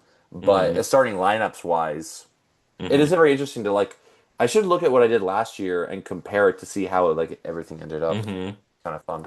Anywho, Sure. that was my segment. I'm ready for record predictions. Let's do I'm ready. this. Let's get into the meat and potatoes, as they say. Although I'm vegetarian, so I'll have to abstain. Also, Um, this is a callback. The white uniforms with the helmets that the Bengals wear is S tier, it's awesome, 100%. right? It's a They're great so uniform. clean. They're so clean. Yeah. Shout out to them for winning that game. Um, Yeah. Yeah, so record predictions. Here's how we're going to do it. I think. I imagine we'll pick a conference to start with. One of us will start with our 15th team, meaning our worst team as we predict them in that conference. The other one will then go and we'll do snake order. So we'll take two by two by two by two. Maybe give small reasoning on why they are where they are. Cannot talk about 30 teams for an hour. Mm. That will not work. I will never sleep. This podcast will never get uploaded. And then, we'll see kind of at the end what the big discrepancies are after we go through an entire conference, or as we actually, here's how we're going to do it. As you predict teams, because I know them already, as you predict teams, I will ask you to guess their over under. Got And it. then after your guess, I'll tell you, and we'll say, do we think they're going to be over or under? Damon, Yes. what is an over under to someone who might not know? Thank you, thank you. I forget that not everyone's me. So an over under, it is a betting line, essentially. I do not gamble. I do not think you gamble. We are not gamblers. We do not advise gambling. Don't waste your money. But an over under is basically a tool that gambling places will use for a season long, well, in this case, a season long prediction of how many wins a team is going to accumulate. For example, there are 82 games in an NBA season. If I said Team X's over under is 50.5, and it will always be a point 0.5 because you cannot guess exactly 50, because somebody can do exactly 50. Nobody can do exactly 50.5. That's not possible. So if you think they're going to win 51 or more games, you would bet the over because you think they're going to win. If you think they're going to win less than 50 games, you would bet the under because you think they're going to underperform. And that is kind of the idea. Gambling places all have kind of different ones. I just kind of took one source that I saw and was recently updated. I want to say it was BetMGM. I don't really care. It doesn't matter because I'm not gonna gamble. But this happens all the time in sports, even on a daily game basis. Over unders for points, rebounds, assists, all that kind of stuff. You can always kind of do, and they have the lines there for you. And then usually there are some sort of, bet $10 you win this amount of money. So sometimes the line is very low chance of happening, which means you would win more money. Sometimes the line is pretty favorable and you don't win that much money. For example, Giannis to average 25 points. That's probably likely unless he gets injured or something. So if you did bet the over on that, you would not win that much money because it's pretty obvious. So people usually take Mm. the long shots in order to try to get more profit. An example of what that could have been last year. I have the records up from last year. What, Dominicus, do you think the Philadelphia 76ers over under was last season? Like 54.5. That's an amazing guess. 52.5 was their over under last year. If you are a new person to basketball, the Philadelphia 76ers got incredibly injured immediately. And they finished the season with 24 wins, 28 under. That is insane. So if somebody happened to bet that, they won a lot of money, probably. Um, Again, we do not advise gambling. Don't gamble. Use your hard-earned cash on real things that actually give you stuff and make you enjoy life. So Yeah. don't throw it into the gambling abyss. Um, so yeah, that's how we're gonna do it. And basketball's on Tuesday, so we gotta get it done. And then I guess after the season starts, we'll do awards. We haven't done awards Yeah. yet, so we'll have to do that next time. But I don't think people will be mad at us if three NBA games have happened for us to use for our awards. You'll have to live. We've done a lot this offseason. It's been busy. It has been. And it's about to get busier right now. Yes, sir. I do want to point out before we go on, last season. I had a couple of very bad over-unders. Or not over-unders, I'm sorry. Predictions. Yeah. I had the Clippers as the 13th seed last season. Yikes. I had the Rockets, my own Rockets, as the 11th seed last season. They were the 2 seed, by the way. Um, I tried to see if there's any other like horrendous ones on here. Like I had the Mavericks as the 2 seed, but the Luka trade happened. I don't think that's my fault. Uh, I had the Sixers as the 3 seed. I got some bad. They I just looked were it up. 14th. I have some bad ones too. I just found it in my notes. I Yeah. had Pistons at 13. Item 12. So, yep. Yeah, I had Sixers at 2. Okay. My other one that I love, Suns, 3rd. Yeah, I had the Suns. Where did I have the Suns? Sixth. I was actually pretty low on them in comparison. Yeah, and then I had Rockets and Clippers 11 and 12 respectively. Yeesh. Well, you never know. That's the fun part about predicting. You're gonna get some things right, you're gonna get some things wrong. And it's fun to go back and listen to It why you is. had those reasons. So, Yeah. um, well, that's what we're gonna do today. Don, do you have a conference that you want to start with? I want to do East first because West is going to be a bit more Because it difficult. sucks. I agree. Yeah. So let's do the East. I'll do my first. My first one I think is going to be 15th in the East. Please, yes. I I'll think be shocked if you have anything else than what I I think you're gonna have. yeah, it's the Brooklyn Nets. It sure is. Yeah, because they just have way too many young guys to really know what they're doing. I don't think they're trying to really win.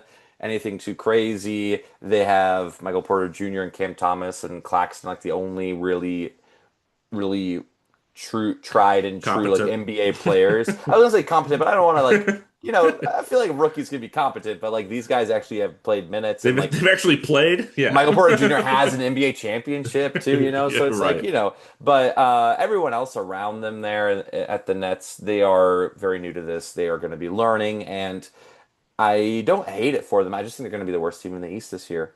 Yeah. Do you agree? Also worth mentioning, traded their picks back from the Rockets, so why not, right? Why not take? Yeah, exactly. So now they have a reason to not be good. I don't think they're going to be. If anything, they showed last year they're supposed to tank, and they really didn't. And I respect that. I really don't want. I, as a fan, would want to go to a game and think, oh, they're going to tank, so they're definitely going to lose. Like I want them to try to win. I don't think they're good enough to actually win when they try. That's why I think they're going to be last. Yeah, I don't think it will be a tinking exercise. I think they just drafted 5 first-round rookies. We've talked about that a lot. They have other young guys that haven't played a ton, and they're just going to throw them out there and see who sticks, who Yeah, works. And exactly. that's not a game plan for success. That's a game plan for development, and they're developing, so that's okay. Yeah. So we're on the same page. 15. 15th as well. Yeah. What do you think their over-under is? I'm gonna say their over under is 82 games, by the way. A lot of yeah, I'm gonna games in an NBA say season. like 19.5. 20.5. You're Wow. smashing the guesses so far. Wow, that's crazy. Uh, I would take the under. I think I'm taking the under two, and that's crazy. Um, Yeah. the only reason I would take the over, it's the East, man. They play a lot of East Yeah. teams, and yes, we have them at 15, but until we get to the play-in, we're talking about some bad teams. Hmm. So, yeah, not crazy to say that they could get more than 1/4 of the games that they play this season. But I will say the under. Okay. So 14, who you got? 14, I have the Washington Wizards. They're at 14. They're just an amalgamation of veterans and young guys. I do like Chris Middleton. I like CJ McCollum. I don't know how much they'll play. I don't know how healthy they'll be. They both have had a lot of injury concerns recently. And then they just drafted Trey Johnson, UT, shout out Austin. Um, they have, still guys like Corey Kispert, Bilal Coulibaly's going to be injured to start the season. Alex Sarr last year. A lot of young guys. Keyshawn George, they really seem to like. AJ Johnson, they traded for. He could be a guy. Similarly to the Nets, just throwing him out there, seeing, which of these guys is worth building our team around. I think it's a very questionable year. Um, because I think right now there's too many, and they have to figure out who who is the important kind of building blocks here. Because I don't think that has been answered. Yeah.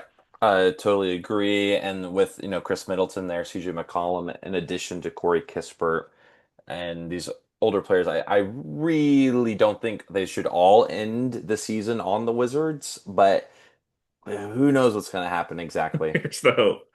I mean, the best thing you get from him is developing good habits of the young guys, probably, right? Yeah, That's what you hope for, I think. And I would say Chris Middleton and CJ McCollum are two good players to do that. absolutely. Um, what was I going to say? Oh, pop quiz. Do you know the Nets or Wizards coach? Oh, I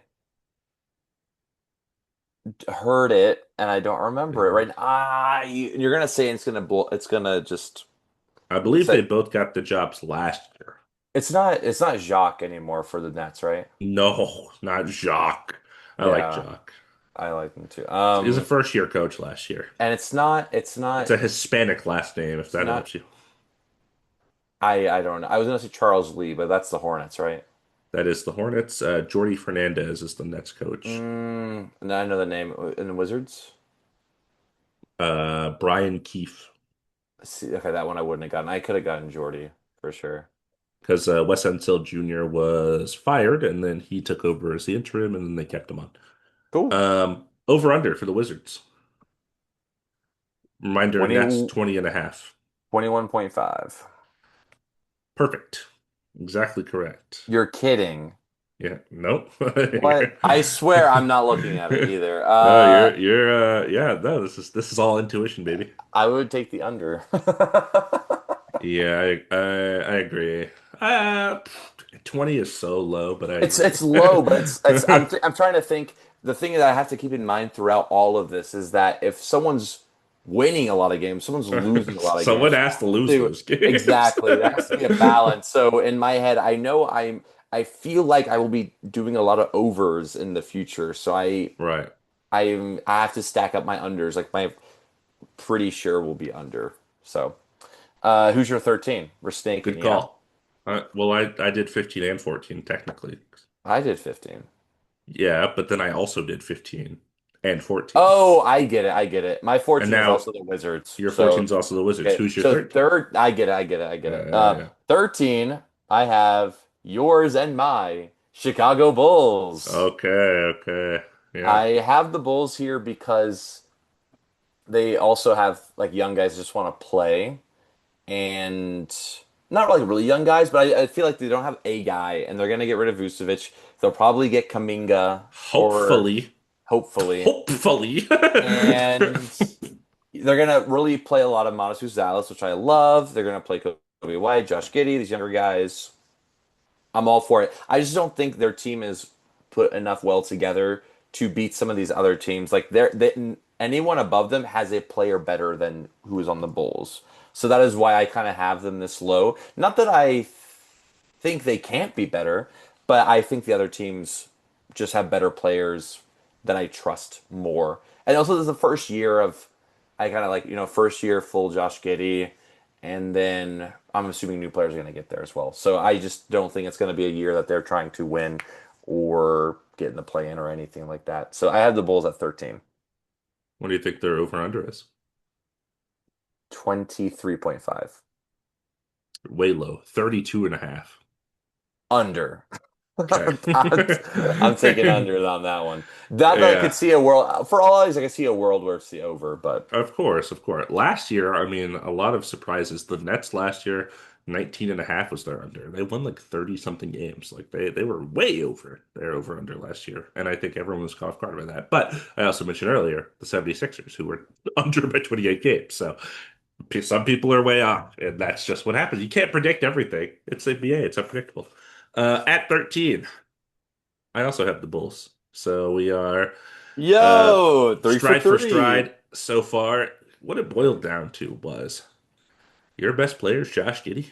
Damn. That Same, sucks. literally I the was like, exact same. I mean, I like Josh Giddey. I think he's a very good player, but I don't yeah. want him to be the best player on my team. Right. I was That's like, not that's a what yeah. a tragedy. And like I like him. Well. It is on the Yeah. court. On the court. Yeah, yeah. Very excited about Kobe White as a player. I don't think I think when Josh Giddey and Kobe White is your starting backcourt, there's a very clear limit on your ceiling, Yeah, um, currently at least. And like I guess Vucevic is also one of their best players, but I'm over that, and I've been over it for years. The reason I had them at 13 is because I truly think this will be the first year they tank. They try to lose. And maybe it's not try to lose, but maybe it's like Josh Giddey, Kobe White, Isaac Okoro, Ayo Dosunmu, like get out there, young guys, and let's see what we can do. If it's not that, I'm gonna freak out. Because since our podcast inception, this is what I've been asking for, and it kind of happened last year, and I feel like maybe it's finally time. Although yeah, they extended Billy Donovan and their front office is stupid. So, well, we'll yeah. see. But I'm really hoping. And I too would take the under because I feel like you have to try to get a real deal blue chip top lottery pick. They haven't had one in ages. They draft like seventh through 10th every year. Was there the over under was 32.5, you said, right? Yes, sir. Yeah, I could see a 32, 31, 30. You For know, I'm not sure. saying it's going to be 15, but Right, right, right. definitely an under for sure. Yeah. I would take. Okay, so who is your 12? My 12. The Charlotte Hornets. They are who landed here at 12 for me. I honestly thought you were going to have them at 13 because you hate LaMelo Ball so much. And, I have my qualms with him as well. Um, the good. I'm not that I'm rational enough to an extent. And it pains me to say, we almost put LaMelo Ball below Josh Giddey, if you don't remember. Um, so, yeah, I think he's a better player. I think he raises your ceiling a little bit, probably wins you more games. And I'm excited about Brandon Miller, obviously. I think can be a real talent in this league. Had the bad injury last season. We hate Miles Bridges. Miles Bridges is more basketball talented than maybe any Chicago Bull.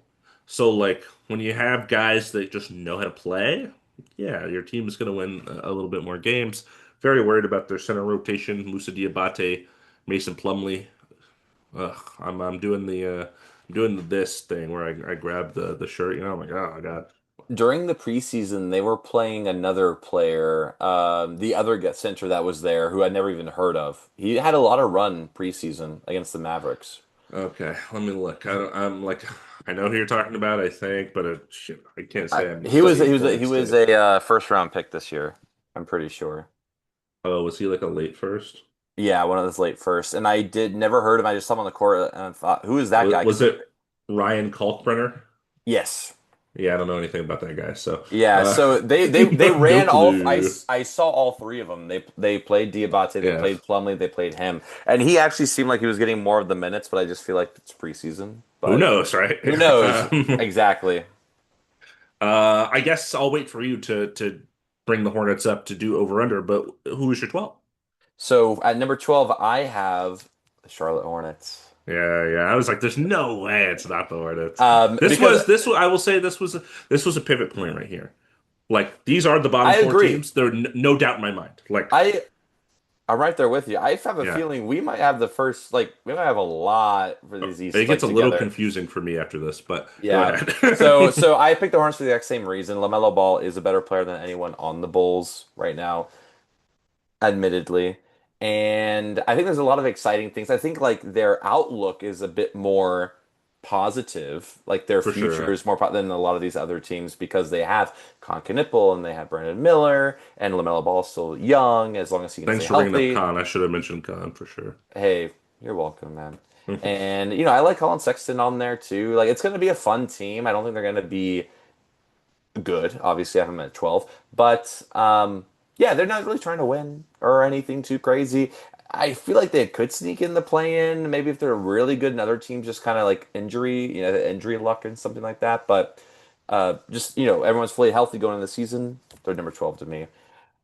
Over under, I'm gonna guess 34.5. Yeah, this is actually our first disagreement with the over-unders. They're at 27 and a half, so they're actually less than the Bulls in that regard. I would take the over. I think I would also take the over here. Yeah, Yeah, yeah. but like Health is a big scary 34. thing for this roster because Yeah. a lot of these rosters, you get one guy goes down, oh, we're doomed. And that could be LaMelo for the Hornets. He goes down, their team falls apart. So, Yeah. um, He's their engine. right. And So it's who not like knows? it kind of reminds me of the Pacers, but the Pacers have a really round out Halliburton goes on. They have Nimhart and they have TJ McConnell and Hornets are not there yet, but Right, they for can sure. be. And I think they're on that path, which makes me excited for them, honestly. They've been in mediocrity for ages. So It's let's about I honestly want the Hornets to be good. That would be so cool. It'd yeah. be so cool for Um, them to be good. if LaMelo Ball cannot be their best player when it happens, I'm also okay with that. Yeah, Okay. it Who's is your what it number is. 11? Number 11, I have the Miami Heat. Okay. So I have the Heat here because I still don't think they've picked a direction exactly. They have, obviously, Bam Adebayo and Tyler Hero are their best players. Hero is going to be out for the beginning of the season, if I'm correct, if I remember. Yes. Yeah, for a little bit. So, they're running Davion I actually and need to adjust mine. Now that I forgot about that completely. So I'm gonna adjust. you're good. They're running Davion, Andrew Wiggins, Nikola Jovic, and all these are all very good NBA players. Their ceiling is not high enough for me to really trust them to get higher. And Eric Spoelstra, I mean, if Eric Spoelstra is not the coach, and the Heat aren't who the Heat are, I feel like they would be lower, honestly, for me. But the Heat always find a way. We talk about this almost every year. I think they will be flirting with the play-in, but I think these other teams have a bit more weapons. Like their depth with the Heat, I have a lot of question marks behind. I also feel like they will make moves. They always tend to make moves to get better. Andrew Wiggins is on the trade block, it feels like, and who knows where he's going to go, what they're going to get in return. So that's why I have the Heat at number 11. Who do you have?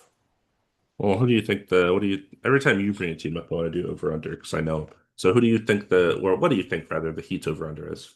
I'm going to say 38.5. 37 and a half. Very nice. Yeah. Cool. I would take the. Okay, well, tell me, do you want me to guess what I would. Yeah. Yeah, feel like this is tough.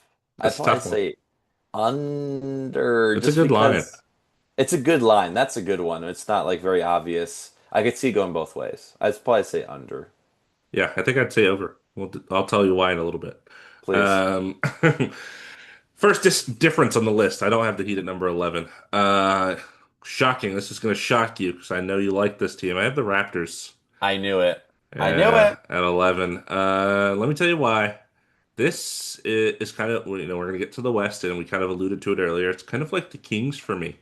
I like a lot of players on this team. It doesn't make any sense. The team doesn't make sense. Like, your team is 9, 6, 8 wings. That's your whole roster, basically. And Jakob Poeltl and Emmanuel quickly.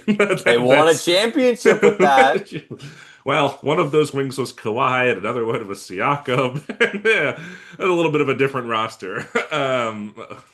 Yeah, I can't see it making sense on the court.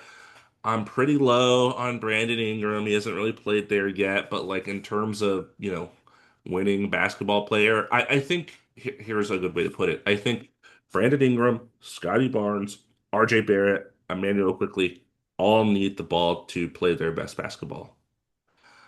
It's only one ball. None of these guys are elite playmakers. None of them are even a point guard. I wouldn't really say Emmanuel quickly is a point guard. He's more of a shooting guard in my eyes, right? And I'm not saying that makes him a worse player. It's just in terms of his skill set, that's kind of what it feels like. And even off the bench, they don't have a ton of playmaking. There's not a lot of playmaking going on in this roster. Jakob Poeltl is a decent playmaker for a center, but he's not Jokic. He's not initiating offense. He's initiating playmaking from the pick and roll and things like that. Um, so I don't think it makes a ton of sense on the court. I haven't seen enough from Darko as a coach to really trust what he's going to put out there, and I'm kind of lost on this roster.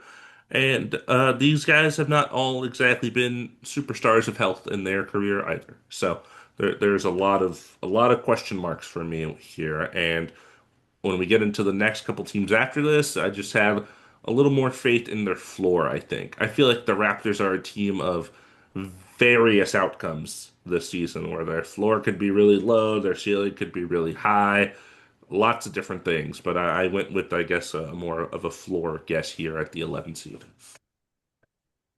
Yeah, you're breaking my heart.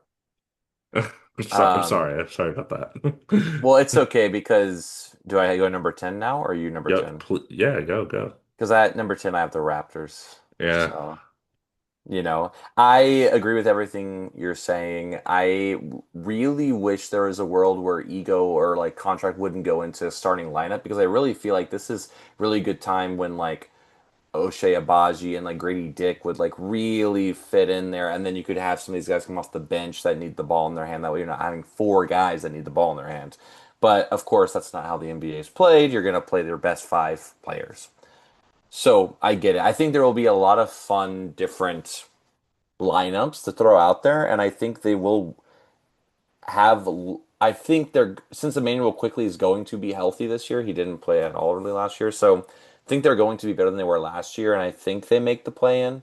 And the reason why I have more faith is because I think Scotty Barnes is the better player on the Heat versus like the Raptors, and it's his like he still has so much potential to go. I feel like Bam's maxed out. Hero's probably what he's going to be. Scotty can still go above and beyond. But you bring up a good point. How can you go above and beyond when there's RJ, IQ, and Ingram who need the ball? And I thought last year without Ingram there, it was really cool. I love that dynamic they had. I think that trade was not a good one because I love Davion Mitchell there, obviously. I loved Bruce Brown there. I think that complemented that ball, needing the ball heavy group. But what happened happened. We'll see what happens.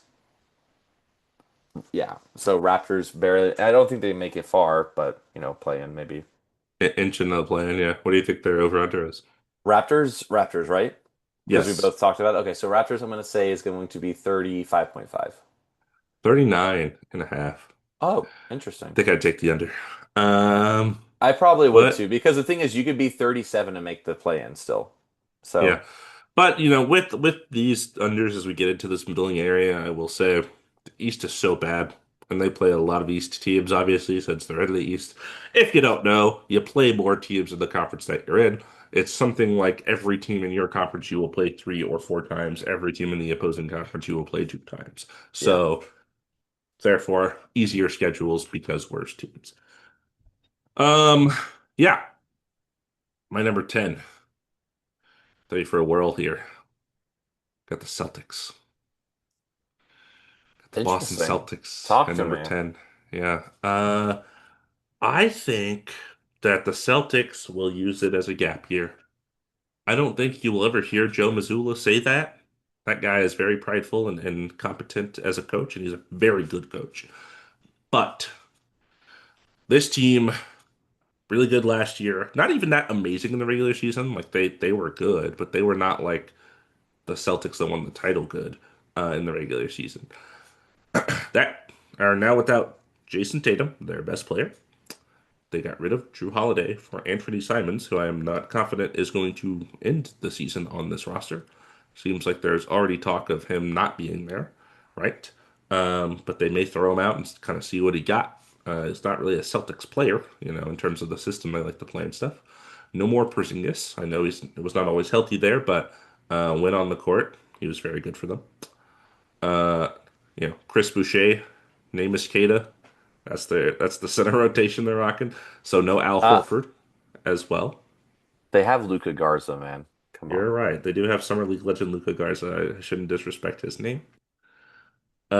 So a lot of Jaylen Brown hero ball, and I think I like Jaylen Brown. You like Jaylen Brown. We projected him as an S tier small forward because it is his team this season. But I think the issue with no Tatum and the other guys is you can really focus your defense on Jaylen Brown. And Jaylen Brown, similar play style to Tatum. I don't think he's as good of a playmaker. I think without Drew Holiday, Anthony Simons is not a playmaker. Derek White is a playmaker. We like Derek White on this podcast. Um, I just feel like this team has been so consistent and good, and now will be a weird year of inconsistency with all of the new additions, the people they lost, trying to figure out how the heck do we win games with this team because this is way different than what we have been doing. Gotcha. Yeah, I hear you. I Yeah, do. I'll thank you. talk more about what I think of the Celtics when we get there. Yeah. Um, So now you're number nine or my number nine? you're number 9. We're just going back and forth. Yeah, why is this At some why is this point, so the difficult snake for me to ended. get it? I think we were sneaking, and then I don't know. It doesn't matter. It really doesn't matter. It doesn't matter. So you just did okay, yeah. I think we're still snaking. I think we're still doing it right Okay, because you just did your number 10. So I'm gonna say my number nine. That makes sense. correct. My number nine, I have the Philadelphia 76ers. All right, talk to me. The reason why I have them this I don't even think it's that disrespectful to have it this low because of last year. It really is. They are the team, the hardest team I would probably say to gauge because last year was such a disaster and Embiid will be back, Paul George will be back, Jared McCain will be back. Hopefully healthy and play like most of the games and everything like that. But even then, I feel like they haven't had a time to really play together and gel. Like that was supposed to be last year. and this year was could they really come back stronger than ever. But I just have more faith in a lot of other East teams more, and it sucks because like I think about the teams above, and I'm like, yeah, they probably like at his best, Embiid is better than a lot of the players here. Thing is, what is Embiid? What is this image of Embiid? So me putting that 9 is kind of being safe, like just in case. But I feel like they will end up somewhere in the play-in, 7 through 10, somewhere in there. And the thing is, I like the other teams because I trust them more than I have at 7 and 8. So that's why I put Sixers at number 9. What do you think their over-under is? I'm gonna guess If you ever need 40. reminders of other teams too, you can ask for comparison, Gotcha. I'm gonna say 43.5. 42.5. Genius. Wow. Under. Uh, I won't be betrayed again. Under. I won't do it. Okay, let me hit you with my number nine. Go After off. adjusting my list, it is the Miami Heat. I originally had Ah. this team at 7, because I Which, forgot about Tyler Hero. Like that's like their best player yeah. basically. So him being out for a month of the season, I literally skipped my brain when I was doing this. So that's gonna knock him down a few pegs for sure. Yeah. Um, but what I could not get over, what has bitten me every year, this guy Eric Spoelstra, man, he can coach a garbage pile to the play-in, and he's done it time and time again. Every time I doubt the Heat, he's like, "Yeah, what if we're the 3 seed?" Actually, I'm like, "What? What? How did that happen?" Remember when they went to the finals as an 8 seed? That was crazy. Um, and I'm not saying this is going to be that team. 9 is not like a super high estimation or anything, but this was a difficult team because I think this is a perfect example of high floor because they're going to have competent basketball play regardless, because he is the coach and they have the system. And their ceiling is very low based on the talent they have in their roster. We kind of talked about this in our player tiers, man. I'm sad about Bam. I hope he proves me wrong, but it feels over as like I think he can still grow and get there to that primary option. I don't know if that's true anymore. I haven't seen it in the offense the last couple of years. It hasn't come along, so we'll see. Tyler Hero, All-Star last year. That was cool. Scored a lot. He's going to be out for a month, so that is going to impact their rankings, of course. Um, you know who I think is going to have a great season? Not a great season, maybe a good season. Andrew Wiggins. I like Andrew Wiggins. I like him. I like Norman Powell. I like some of the guys. Davion Mitchell, I know is your guy as well. So yeah, I think there will just be, even though there's not any superstars, I would say on this team, there'll be enough competent play to go around in a weak conference, especially against these like. I feel like the Heat have to really poorly execute to lose games to the bottom teams. Yeah. I can see teams higher than this, um, that just don't execute as well. But the Heat are going to execute. They're not going to misplay so much that they like get blown out by the Hornets. Like that's just not. They're not that kind of team. Yeah, Everyone they're has coached bad too well, games. yeah. Yeah, the Heat are not typically. Um, so yeah, that's why I have them here at 9, originally at 7, but I did forget about the Tyler Hero thing. I think that you make a lot of great points, and every year I feel I put the Heat too low, and I feel like I put them at 11, you put them at 9, they're gonna end up 6 Right, right, somehow. We're still right. gonna be wrong. Yeah. But and I look forward to that. I always love. I think it's more fun when you're wrong because then you get to When teams are better than you predict, absolutely. If it's the yeah, opposite yeah. way, it's not that fun. That's not as fun. Absolutely not. Especially when you're So- fans of them. That's not fun at yeah, all. yeah, Did we do their over under already? yeah. Yes, we did. Oh, It was 30, yeah. 37 and a half. I would probably. I'm taking it over, man. I'm taking it over. I mean, yeah, I would probably have to take the under for them to be at this, but I think it'd be like 37, It's hard. It's a hard 36. one. I think you said I it was bet. hard. I don't remember. Yeah, yeah. So I get that. So you say you're number 8.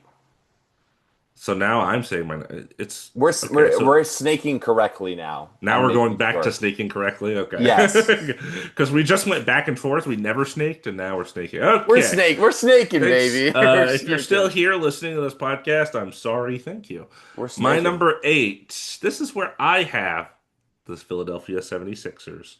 Originally number 9, but bumped up after Tyler Hero's thing was reminded to me.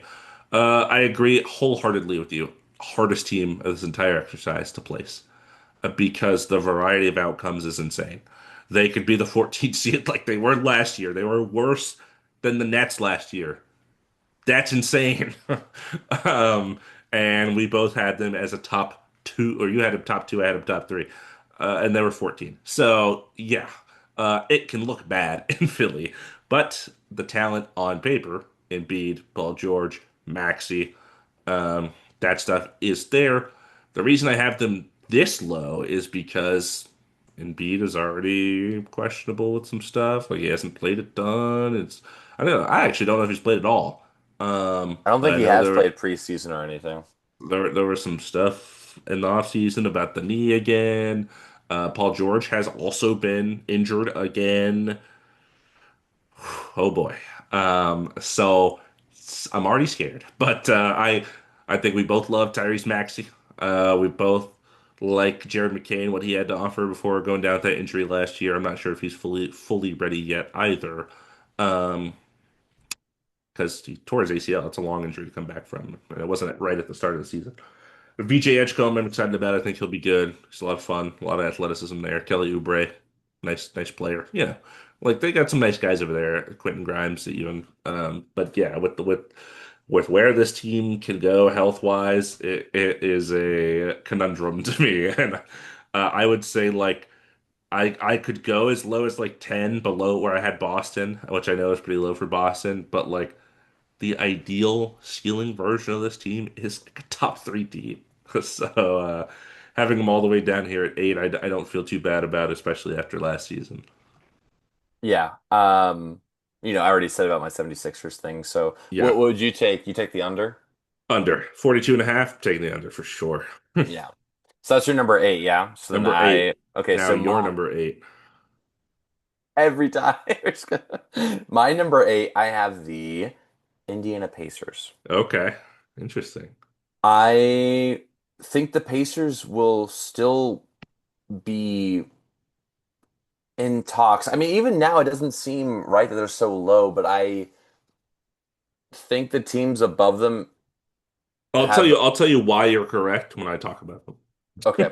The reason I just them. the teams above them, I think they just have a better player on the team, and I think they'll find a way. Maybe they're. I think Rick Carlisle is a great coach, but I also don't think the Pacers are thinking they're going to be in the finals again. Although I don't know if they thought that last year, but I would love them to be. But as things are right now, I don't trust their center rotation at all. So that's a big part of it. I love Pascal Siakam. I love Andrew Nembhard. TJ McConnell off the bench.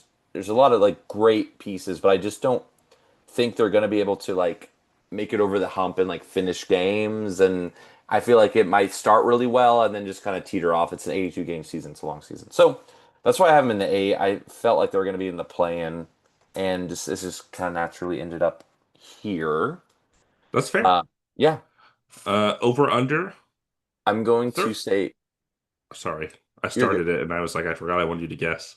Oh, you're so 30. It's something I'm gonna say 39.5. Yeah, 38 and a half. Would Yeah. you have guessed in the 40s if I didn't say I that? was gonna say 41.5 Okay. probably. Yeah. Yeah, 38 and a half. That's I'm taking tough. the over. Yeah, I'm curious where you have them. I would want to put them in the over, but technically they're like in the bottom half of my, so who knows? Right. Yeah, but I like the Pacers a lot. And I don't want them to be this low, but I have a feeling something's not gonna exactly. This is eight for you? Yeah, it's eight for me. Okay. Who is your seven? So seven, I have the Boston Celtics. As I say, if they're any higher, I'll be shocked. No, no, no, Uh, no. Yeah, you know me. I yeah. love the Boston Celtics. No, I really like Jaylen Brown. I think giving him the keys is going to just show him what he's capable of. And they still have Peyton Pritchard. I think Anthony Simons will be fine. And I think the Celtics always find a way to have like a winning record. I don't know if they're gonna have a winning record this year, but they'll be really close. I mean, Jason Tatum might even come back. They're already talking about that at like his interview. No shot. Tearing No. Achilles in the playoffs, he's not coming back. I am skeptical, but you don't talk about it unless I feel like there's something, unless they're just trying to lead fans away. But I feel like they also can't do that to the fans and just be like, It's a "Hey, it's a it's a gap year, Hennessy we're ad. losing." Yeah, I don't think I think Boston is too prideful to their detriment that they're actually going to try to like win and then just end up in the play-in and then lose early in the playoff. You know what I mean? Like I don't think they're going to Yeah. go anywhere by any means. I think they'll be a fine regular season team. I don't think they have what it takes to make it far in the playoffs. But we have to see what the team looks like at the end. Like you said, Anthony Simons might not even be there. So who knows? I just think Jaylen Brown is a really good NBA player. He's an S tier, so that's why I put him at 7. And trust me, I don't want the Celtics to be this high. It came that way. So What do you think the over under is? 43.5. 40.5. I would take the under. Yeah, Or I'll take the under, and I am at the 10 seed, so I better take yeah, you better take the the under. Yeah, also, like, this is a team. Jaylen Brown gets injured for 20 games. Disaster. yeah. Yeah, I am putting a lot on his shoulders for them to be this high, but I feel like he can be that of player to carry a team to the play-in. I feel like he can be that guy. You think you know who my number seven is? I'm going to guess it's the who hasn't been said yet. Have we? Okay, we already talked of Pacers. It's the Pacers. Yep. Yeah. So we do have the same teams in this range. We have the same exact teams from 11 to 15, and then we have the same teams from 7 to 10, just not in the same order. I will say 7 to 10, the play-in, the hardest part maybe of this entire exercise for both conferences, really. Was West really is tough. I'm not looking forward So to it. Yeah. like 11 to 15 in the East, I was like, yeah, this boom, boom, boom, that's pretty easy. We'll talk about the top six in the East in a second. That wasn't that hard. Oh my God, the teams here in the play-in in the East, like Jesus, I don't know, man. This is all impossible. They all have kind of insane storylines, right? So Pacers at my 7 seed. I played around with this one a lot. Again, originally the 8 seed, but moved up because I dropped Miami. Uh, you already said it. I was like, I'll tell you why, but then you ended up saying it. It's the center rotation. The center rotation is terrifying. Jay Huff, Isaiah Jackson. Um, I think they did end up signing Thomas Bryant back. We talked about Thomas Bryant. Did he go back? He went back to the Pacers or somewhere else. I thought it was the Pacers. Pretty sure it's Pacers. Who knows? Um, That's the scariest part of the team. I'm so excited. One of the narratives I'm super excited about is to see how Andrew Nimhard looks as the primary ball handler for this team. We love Tyrese Halliburton. He's like literally one of our favorite players in the NBA. Obviously, we want him to get better and come back. But I think what we've seen from Nimhard so hard these first 2 seasons has been so hard is crazy. So far, these first 2 seasons has been awesome, and I'm excited to see what he's going to do with the keys, so to speak, this year. So that's going to be a lot of fun. And I think the rest of the roster around them is also a lot of fun. And I think we saw Halliburton go out in the playoffs for several games, and this was still a very, very good team. Now, that being said, this is no longer a Miles Turner team, so it is a little different. But I'm hoping to get spurts from guys like Jarris Walker, who hasn't made really an appearance on the court yet for them, number 8 pick a couple years ago. Johnny Furphy keeps jamming on people in summer league, so that's a lot of fun. You're looking very contemplatingly over there. Yeah, when did they sign campaign? I had no idea that happened. Not a Yeah, clue. he's on the Pacers, and Thomas Bryant isn't. I don't see any other centers here. The only centers I see, Jay Huff, James Wiseman, Isaiah and Jackson. that's it. Isaiah Jackson's not listed as a center. Oh, Tony Bradley, how could I forget? Tony Bradley. I knew I was forgetting somebody and I couldn't remember Isaiah who it was. Jackson's listed as a forward. He's like 6'8", 6'9". I He's a know. short, Yeah, yeah, short yeah, center, yeah. so. Um, Thomas Anywho, Bryant.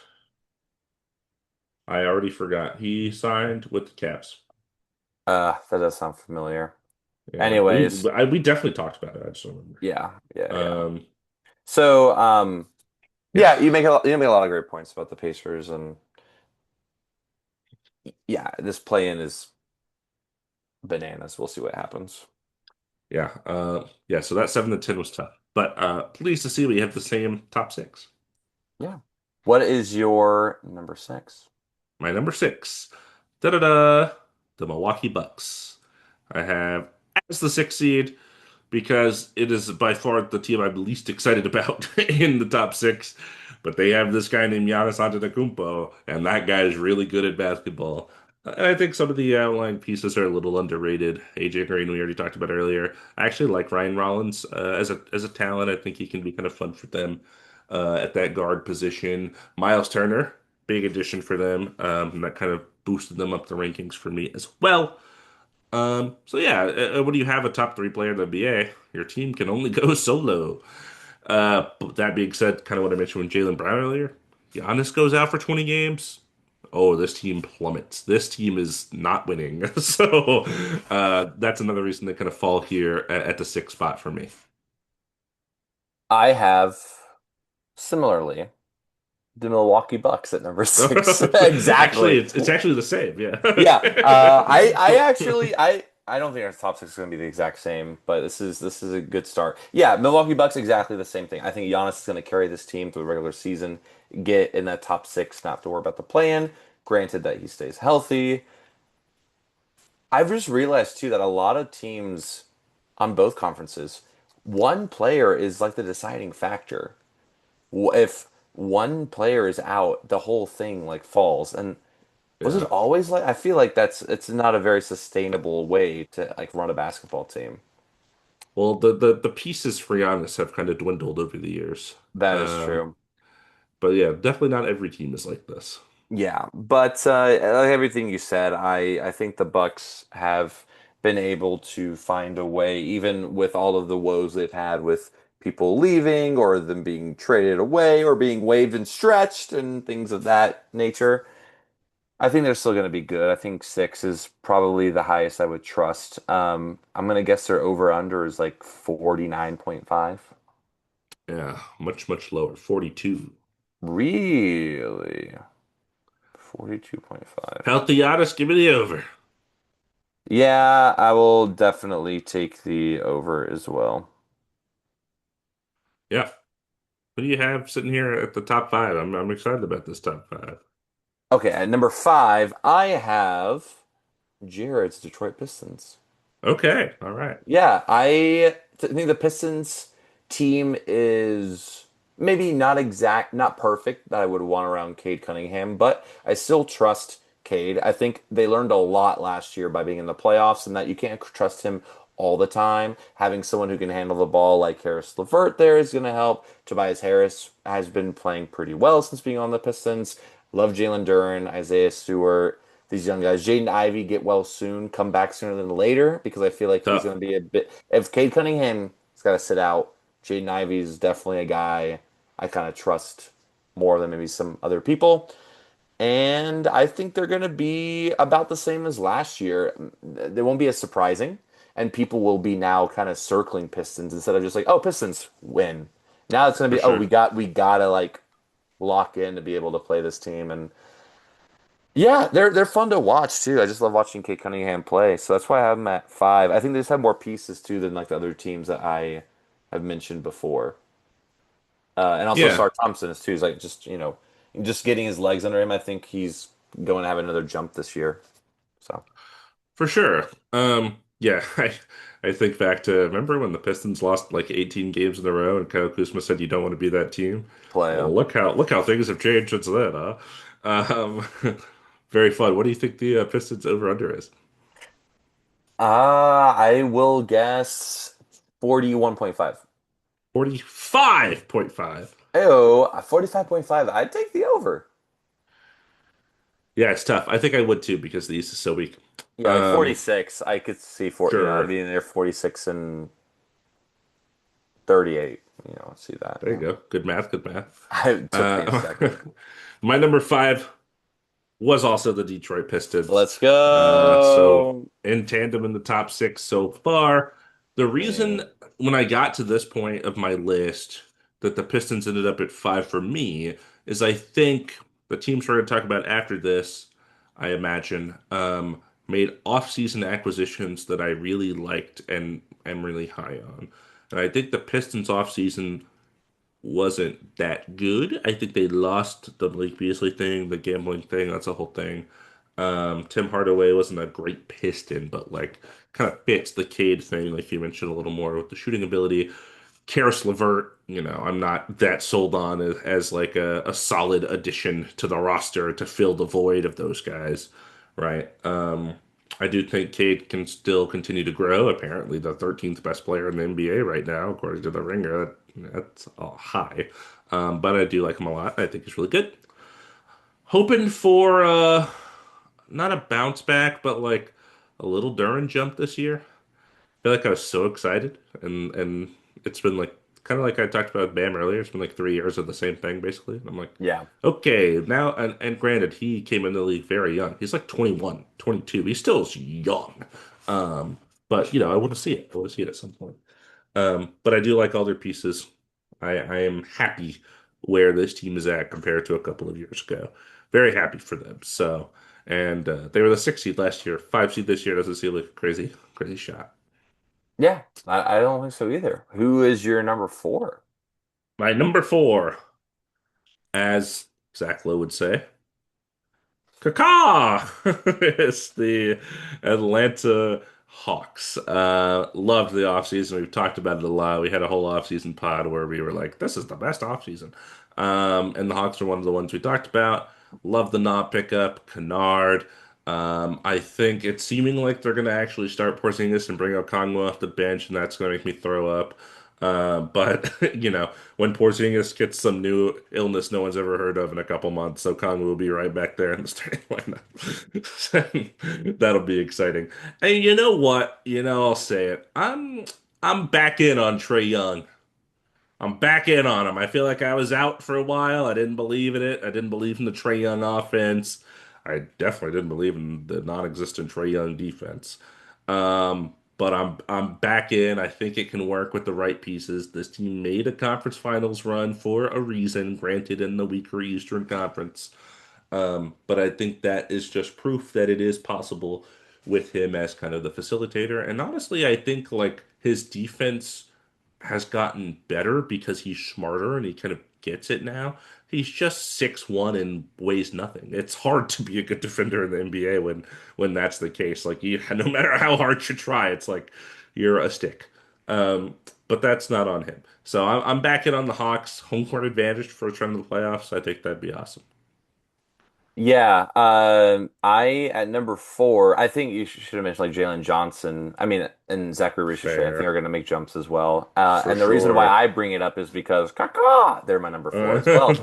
Uh, Yeah. yeah, I agree with everything you said. I really feel like this is the year they make that jump to the top of the standings. So they have the home court advantage. They don't have to worry about the play-in because I always feel like they kind of floated around there and they have the last couple of years after the conference run, but they've done a good job of managing their assets to be able to acquire these players, and they complement Trey Young.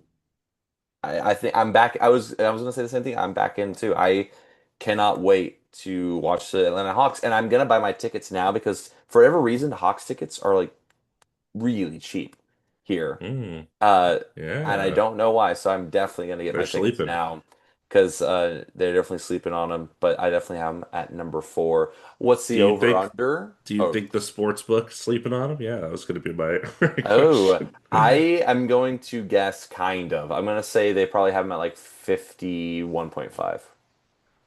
Do you think they're sleeping on them at 51.5? I feel like I would take the over on that. 46.5.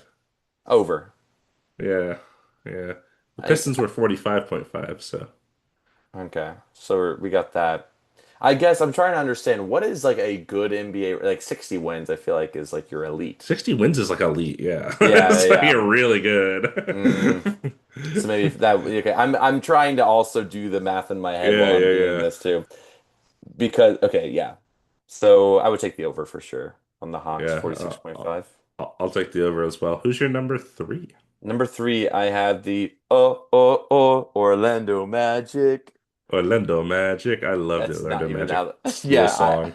I don't even know that's how it goes. I just know I it's don't know something what it's like from. It's just like that. Orlando Magic, I just Orlando think it sounds Magic. like O'Reilly's Orlando Magic It's auto parts. like Shaq doing it.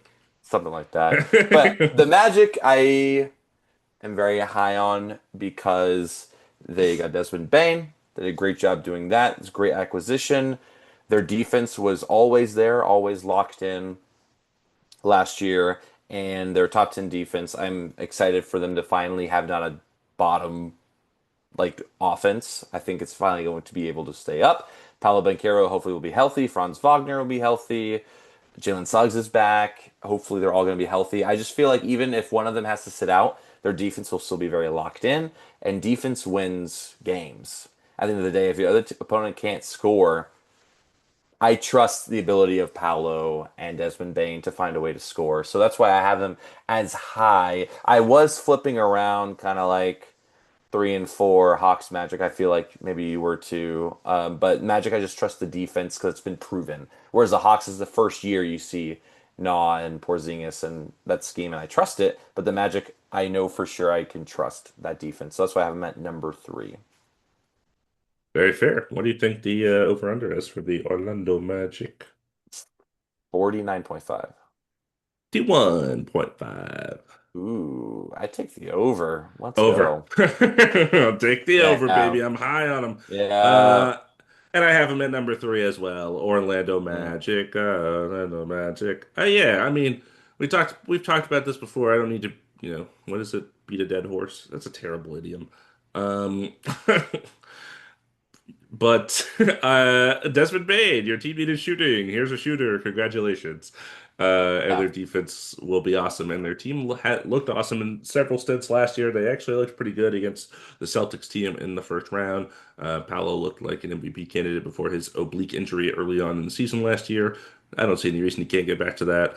Love the other pieces, Franz, hoping, guys like Anthony Black, uh, Chet Howard can take a jump. We'll see. Yeah, this felt pretty clear to me where they ended up here. So Hmm. good with that. So the real question is, who do you have at number two? Who do I have at number two? The top two teams in the East. We all knew it was coming down to this. Um, but we're talking about who's going to have the best regular season record here. Well, one of these teams has less depth than the other, and that team is the New York Knicks, who I have at number two. Love Brunson, love Cat, love OG, love McHale, like Dress Hart, like Mitchell Robinson. Then after that, we fall off a cliff. I do think guys like Jordan Clarkson, Miles McBride, uh, maybe Shammy gets some more run this year. You know, that's about it. Ariel Hukporti, hello, is that your backup center this year? Unless they start Cat at center, I guess, and just bring Robinson off the bench. But that's the reason I have them at the two seed. Very high on this team in the playoffs. I think they'll be a force to be reckoned with. I think they'll be very a tough out. And we'll talk about that obviously way later when we get to the playoffs. But for regular season wins purposes, I do worry about the depth. I worry about Mike Brown, not because I think he's a bad coach, but because he's a different coach than Tom Thibodeau. So these guys will be getting used to a new system, a new way to play, because I think Tom Thibodeau plays a very specific style of basketball, and Mike Brown will not play that same style of basketball. So it'll be an adjustment period. I have missed the two seed. It's not like I think they're going to have a bad season. I just think when I was trying to toss up who do I think will have the best record in the East, this was kind of the reason I ended up with the Knicks at the two and not the one. Very valid reasons. I have the Cavaliers at number two, All right. and I'll tell you why. Sure. Because I don't want to put them at number one because I feel like it's too hard to do 2 years in a row. It's a I trap real year. I feel like it's a year where they know how good they are, and they were so good in the regular season, and then they fizzled out in the playoffs. I think they're not going to put as much effort into winning those regular season games as much as they need to because they know it's about the last games of the year, like the playoffs. So in that way, I feel like they're going to let off the gas a little bit and end up at number two. It's because Max Strus is injured, huh? That's why. It's definitely that. But I obviously I'm very high on this team. I have them at number two. I was between these two teams at one and two, but I feel like the I'm not talking about number one right now, but yeah, Cavaliers I just have because I feel like they're going to let off the gas a little bit, and I feel like other teams will be able to win more because of that and take advantage of that. But again, you're second in the East. It's not like you're gonna slip into the play-in or anything like that. And I like the Cavalier, Donovan Mitchell, Darius Garland. They're all still there. Jared Allen, Evan Mobley. I mean, reigning DPOY. They have a very good team. DeAndre Hunter, first full year with him there as well. I just think the Knicks.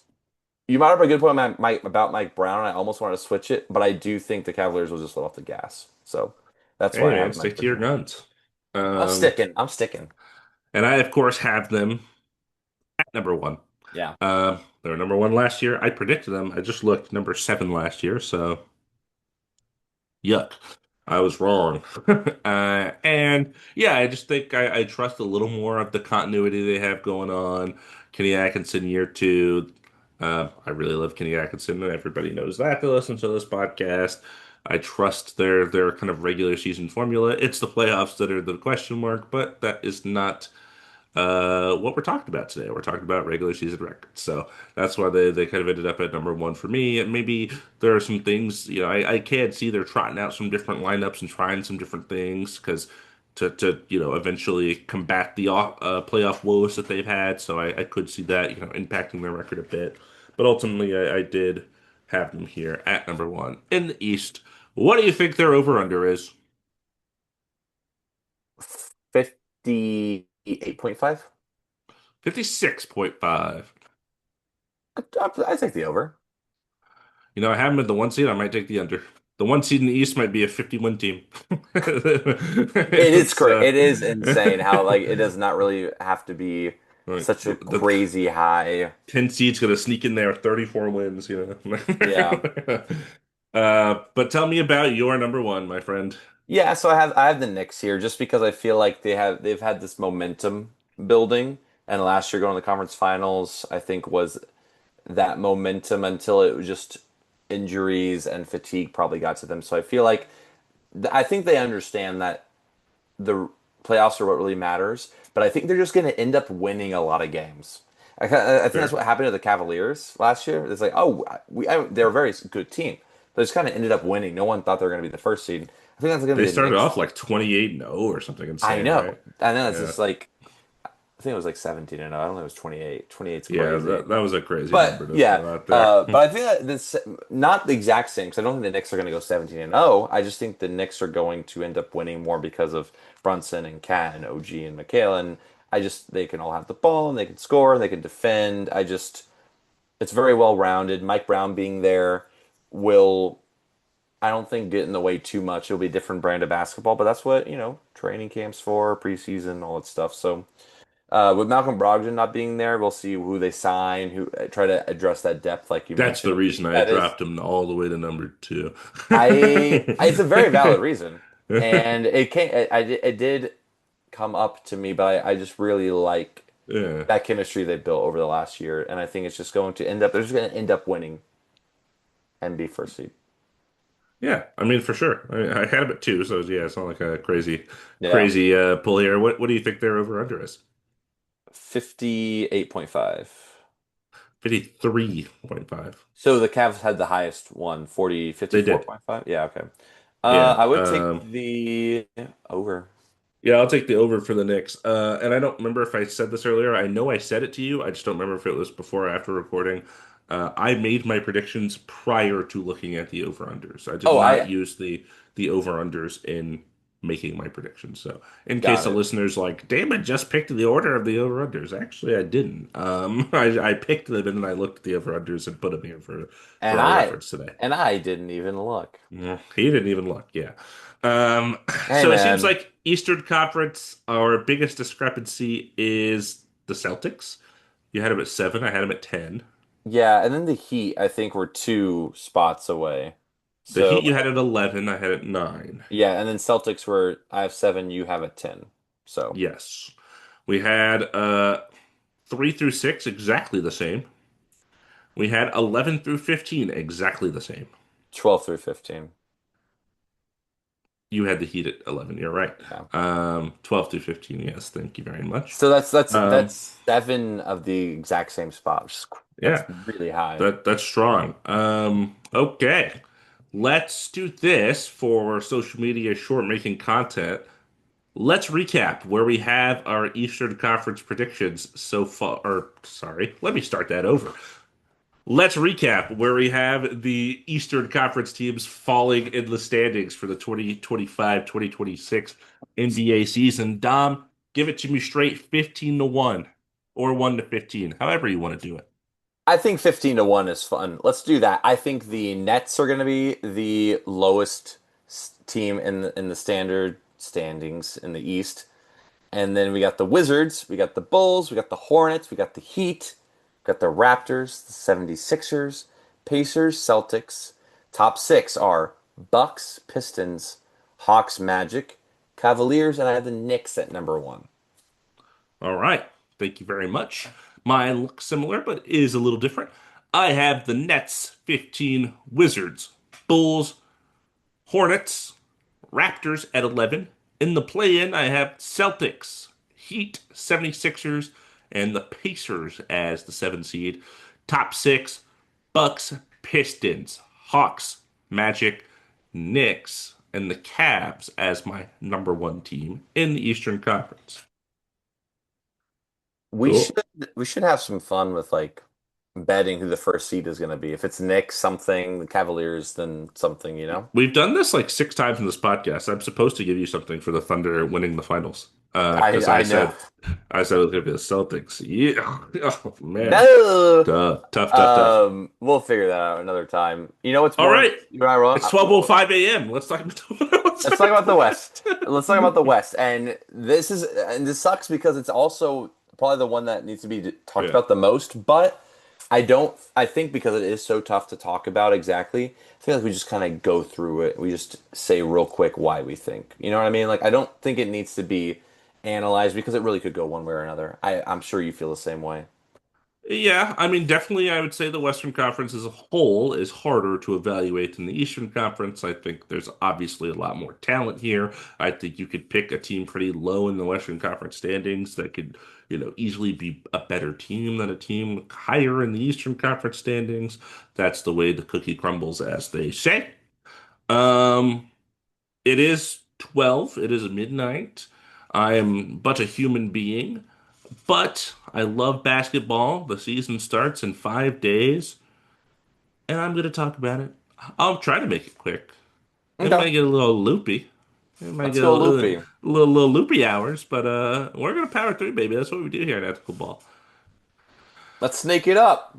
Let's take it Who up. Do you want me who to do, start this time? absolutely. Who you got 15, my king? Okay. I think this actually is easier than the 15 in the Eastern Conference. I have the Utah Jazz sitting pretty at the 15 seed. Here's my explanation. They suck.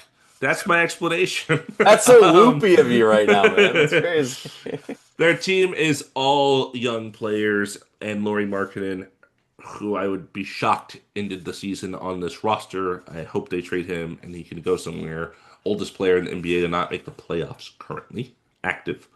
Um, and it's not going to happen if he's on the Jazz. So Yeah, let's get Laurie somewhere else. Lots of young guys to develop. Young coach and Will Hardy, who we like. But yeah, I mean, it's just not a talented roster. It's a developing roster. Nothing wrong with that at all.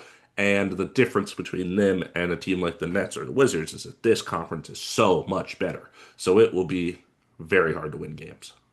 absolutely. I also have the Jazz at 15, all the same reasons. I think they have a lot of interesting pieces and young talent that they will develop.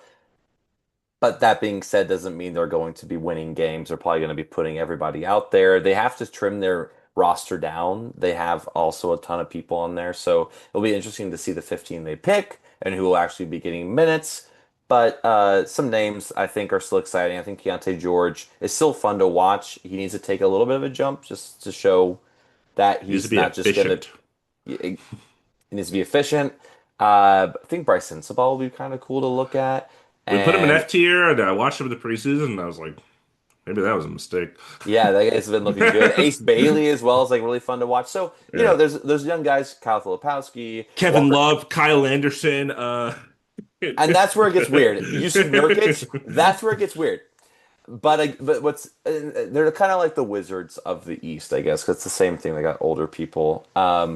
But yeah, they're 15 in the West. Their over under, I'm gonna say, is 19.5. In the West. You know Wild Wild West by Will Smith? Of That's what I course. just thought of. Wiki What a wow great song. wow. Wiki That's a wow great song. wow. 18.5, great guess. Lowest over under of the entire standings for good reason. I would probably take the under, but like 18. Yeah, under 18 and a half is crazy. I'll take the over. They, Okay, they could they go could off. crank out 21 wins, I believe. I In this believe. conference, I And this believe. it's a great when they trot out the 3-4-5 of Kyle Anderson, Lauri Markkanen, and Yusuf Nurkic, you'll be sorry. You did like a little British accent there. When they try out this, I love that. That's so crazy. It wasn't on purpose, but it's loopy hours, baby. That's so That's, crazy. that's You that's ready where we're for my at. 14? You want me to tell you I'm 14? so ready. Get ready. I immediately ran into a brick wall at I 14. I So. don't worry. I also did, but I just again just went off. This is kind of I kind of went off vibes and then moved Yeah. some things around, but I do think it's going to be something like this. At 14, I have the Suns, which Oh man. Okay. that's crazy. It's low, but hear me out. Devin Booker, that's all the thing that's like That's that's the going to hold his Suns. team together. Yeah, and the thing without other teams, so he is a player similar to like a LaMelo Ball or like a Bucks and things of that nature where it's one guy there who is like he is the engine of that team, and if he's out, Jalen Green is not going to be able to carry this team. We saw him trying to carry a team at the Rockets, and even then he had Shingun. This team they have Grayson Allen. I mean, is Grayson Allen going to be like the next guy? I don't think they're going to be good enough. I trust other teams and their depth and players more than the Suns. It has been an insane ride for Suns the last couple years. So we will see what happens. But I think they're at 14. Who do you got? Wow. Well, what do you think their over under is? I'm gonna say it's 28.5 31.5. under. Under, because I have the Suns at 14 too. Yeah, I'm there with you. I made a big overreaction. I fooled everybody. I have the Suns at You 14 even got up and because walked around. My I know, God. I know. I was really milking it. Here's the thing. The Suns won 36 games last season with Kevin Durant, Bradley Beal, as great as he was not, and the rest of this roster. And now it's Devin Booker. And you brought up a great point, and we talked about it earlier with the Bucks and Giannis, Celtics and Jaylen Brown. Devin Booker goes out, it's over. No chance. No shot this team is winning games. They couldn't do it last year with Devin Booker. So I don't foresee it. I've watched a lot of Jalen Green in my days. I've watched some amount of Dylan Brooks, not as much. He wasn't on the Rockets as long. Uh, yeah, not winning formula players, at least as like your best players. Um, they can fill or Dylan Brooks can fill a role. Good guys is a good defender, can make shots, but if he's like the second best player rolling out on the court, that is scary. Really, interested in the center rotation. Nick Richards, Kaman Malawach, they drafted at number 10. Somebody I'm forgetting. Mark Mark Williams. Williams, they traded for. Osa Ighodaro, I like, but I'm worried he's not going to get a ton of run because of the other three guys I just named. So, yeah, Suns I have at 14, which is low, but I think I'm there. I'm pretty out on the Suns this year, and hey, the Rockets have their picks, so. Uh, we gave some of them back, I guess, in the KD trade, but I digress. Yeah.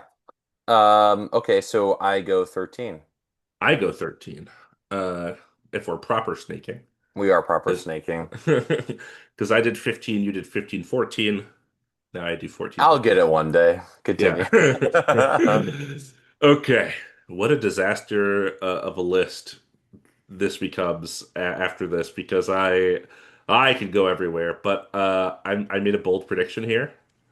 It's the same bold prediction I made 2 seasons ago, and I was right when I made it 2 seasons ago. I got the Grizzlies at 13. Um, 13 is low for the Grizzlies, man. I'm so out on the Desmond Bain train, but I will also add this. Last podcast, I think, maybe 2 podcasts ago, we talked about Ja Morant, Jaren Jackson Jr., Zach Edey, all missing the start of the season. Several weeks for each of them. That's 3 starters and like 3 of your 4 best players. So that's going to be hard and it's going to be a rough start. And this is I'm not going to get the pronunciation right. Tuma Tuma Isalo, whatever the new head coach's name over there. I apologize. I cannot hit that accent. It's like Thomas, but it's weird. Basically. Um, it's his first year as the head coach. He became the interim head coach last year after they fired Taylor Jenkins, but now he's fully taking the reins over and implementing his system. Hard to implement your system when you're missing 3 of your starters on the opening day. So we'll see how it looks. I do believe in pieces. I believe in Jalen Wells. I even believe in Cedric Coward, who they made a bold trade for in the first round. Coming in at 23 years old, he's going to be a good rookie. He's going to know what to do already. He's not 18, so that's nice. But their center rotation was already very questionable behind Zach Edey. They're going to be running Santi out there at center, and that's scary. That guy is 7 feet tall. That guy is not a rim protector, that's for sure. But a good offensive player nonetheless. And yeah, even when Jaren, those guys come back, we haven't seen it from this team. We haven't seen it with Desmond Bain. I sure don't think we're going to see it without Desmond Bain. It's too inconsistent with Ja's off-court stuff and health stuff, combination of that. Zach Edey, big center out with an injury already is always a scary thing in the NBA. And Jaren has his ups and downs. Last year, I thought it was an All-NBA third-team season. He didn't end up getting it. He ended up getting snubbed from that last spot. Thanks, James Harden. But I do think that he's a good player. It's just sometimes it's there and sometimes it's not. And I feel like it's gonna not be there when the other guys are also not there. That makes sense. So that's why I have the Grizzlies all the way down here at 13. I probably talked for too long, but it's a low pick, so I had to explain it.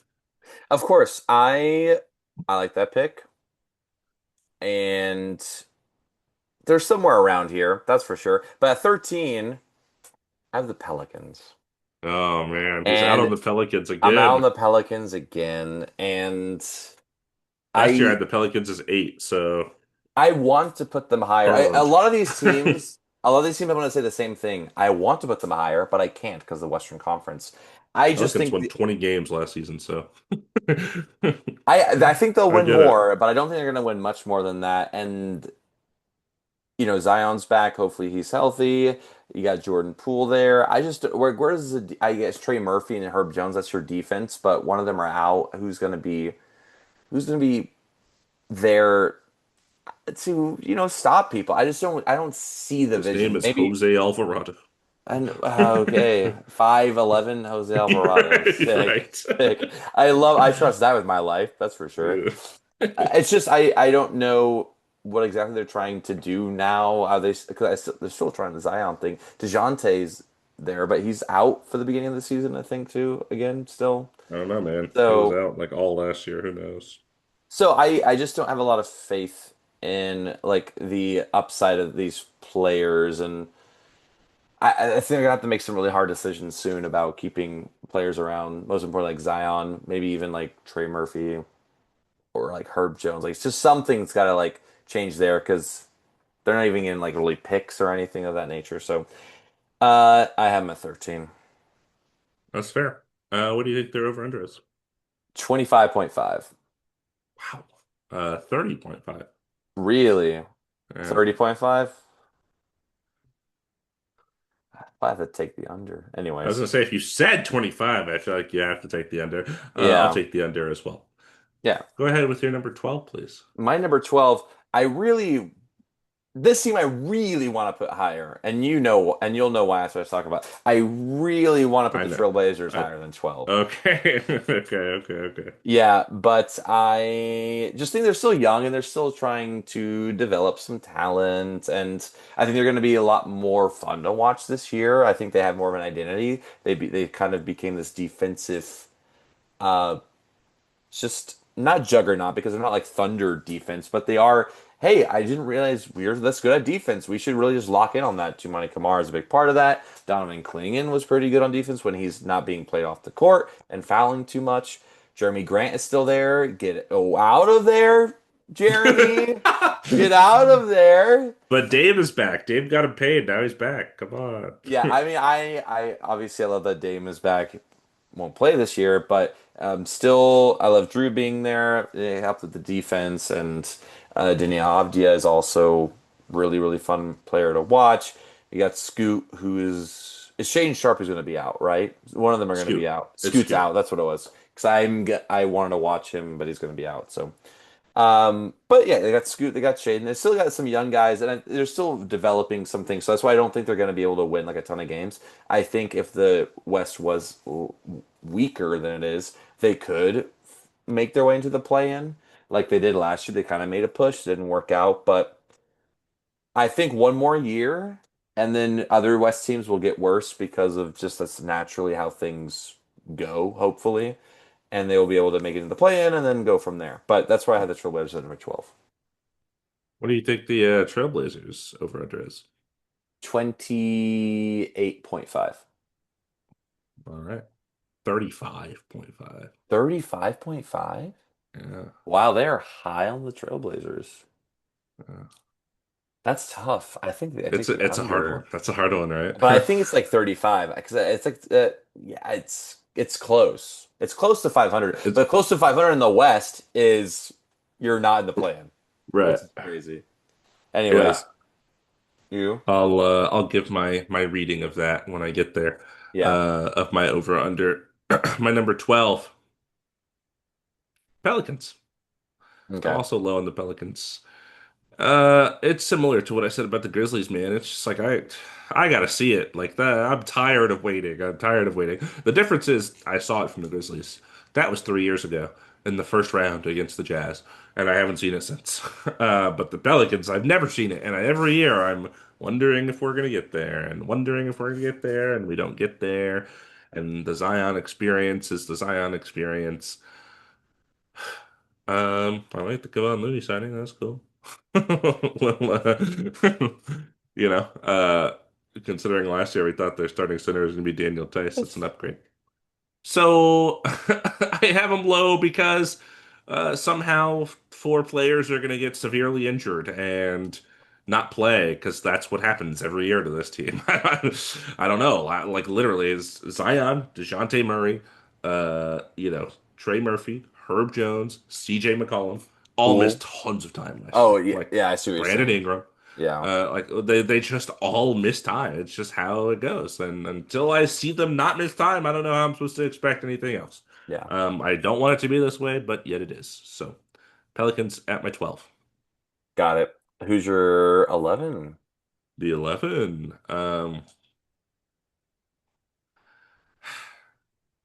This is where I have the Kings. I knew it. I knew it was coming. Ah, God. The Kings, man. We talked about them earlier with the Russell Westbrook signing, but godly, this team is mediocre. Remember Light the Beam? What a fun time. Um, Bring it back. bring it back. You can name a lot of people on this roster, and I will like most of them, but it just doesn't make sense on court. I don't get what's going on. I did not agree with the Mike Brown firing. Now Doug Christie has taken the reins. Doug Christie is fine. But I don't think he is some superb NBA coach. I think ultimately, kind of like this is my Western Conference version of like the Heat, kind of. I think the Heat thing is that their coaching is so good they're competent. the Kings thing is their players are so NBA veteran savvy that they won't be horrible, but they also won't be that good. They are mediocre, like I said. So that's why I have them here at the 11. Yeah, I at 11 I have the Grizzlies because Okay. I think they're going to not make the playoffs. The bottom four, I think it's just like oh sorry, like the last five. I'm like I don't think they're gonna make the playoffs this year. And whatever combination you want to do, but Sure, sure, sure. Grizzlies, yeah, Grizzlies. I just the missing the time is a really important part. I think when they come back, they will like surprise people and win games, so they might like Hmm. make a push for the play-in, but ultimately drop out. So that's why I had the Grizzlies at 11. Did we want to do their over under, right? Let's do their over under. What do you think it is? I'm gonna say 31.5. Yeah, here's the thing with the Grizzlies. Their over under is 40.5. Yo, give me that. Give me that stock. Ah, I'll take the under under right now. smashing it. Yeah, that lock I'm it about to in. gamble my Give me life that. savings away on this one. But After hey, we say we don't gamble, don't gamble. yeah. But my life savings Well, though. that's the joke. I don't have life savings. So. Oh, Oh, hey. hey, hey, oh. But hey, 2 years ago, I had this team at the 11th seed, and they were like the 14th seed. And it was a crazy year to predict them to have that fall off, and I was right. So maybe Yeah, I'm right again. We'll see. I'll never forget that. But yeah, so I got Grizzlies at 11. You want to hear what I got number 10? Oh, I know you got number 10, baby. Oh yeah, it's the Sacramento Kings. Yep. Yeah, because I think they find a way to make it in the play-in, and then they lose in the first round or in Immediately, the like first they game get immediately. blown out or Exactly. something. Yeah, I think it's not going to be pretty either. The way this team looks, I think they have enough talent that they squeeze into the play-in because of DeMar and Zach LaVine and Sabonis. I wonder if Sabonis it stays on this team throughout this year. I'm really curious if they I feel make like there some were kind some of murmurings of that idea at some point this offseason. just because. I mean, none of them make sense on this team. But out of all of them, a lot of them just got there. He's the one that's been there the longest. So if I feel like if they make a change, it'd probably be him. And I think he's also kind of. I've heard some rumblings that he's shown. He was not very happy with how Per things are sources. going, and I totally get it. I get that going from the three seed to like not even being in the playoffs, and just a lot of like just crazy weird stuff going on over there, and the way things have been trading. Anyway, so I think they have the talent to make it to the 10th seed, but I don't think they're going to make it far in the playoffs by any means. Um, Over under, I'm going to go 35.5. Bang! Perfect. Really? Yes, Very sir. cool. Under. Under, but 35. 35. Okay. A Barely close like under, a close shave. yeah. Are wait, at 35? I gotta look at the standings last year, so I'm curious like what constitutes a team to be in the play-in in the West. In So the play we in the West was like 40 something, I'm sure. yeah, so Kings last year were in the play-in, they were 40 and 42. Okay. And then Mavericks were 10 with 39-43. So it's like just below 500. But what's crazy is the jump to 8. It's an 8 game difference. It is insane that jump. Wow, I did not realize that. So, yeah, the East is yeah, the East is crazy. But yeah, so Kings I would take the maybe I'd take the over. Okay, all right, all right. Yeah, just slightly though, like a 37, 36. Sure. It's good for context that I did that. Who do you have at number 10? You know who I have at number 10. I Showy Doy, Who do you think it is? Trailblazers. That's right, baby. I put him in the play-in. Woo! You mentioned kind of all the reasons too. The momentum that this team had at the end of last season. Yes, they didn't end up making it as little too little too late. That's what it is. Um, but I think that momentum coming into the season with the additions of Drew Holiday, you mentioned, with the opposite of addition, subtraction of DeAndre Ayton. I really like what this team has going on. I believe in Chauncey as a coach. I know it felt like he was kind of on the hot seat there for a second. Um, I'm buying into just a little bit of continuity, a little bit of growth from their guys.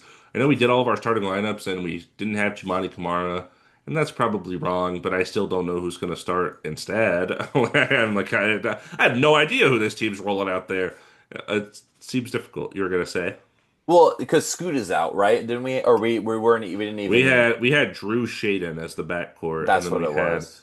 Avdia, Jeremy Grant, Klingon. I still feel like that's what it is, which is crazy, but I see much money as he makes. I see a world where it's Tumani Kamara and Denny Avdia is 3-4.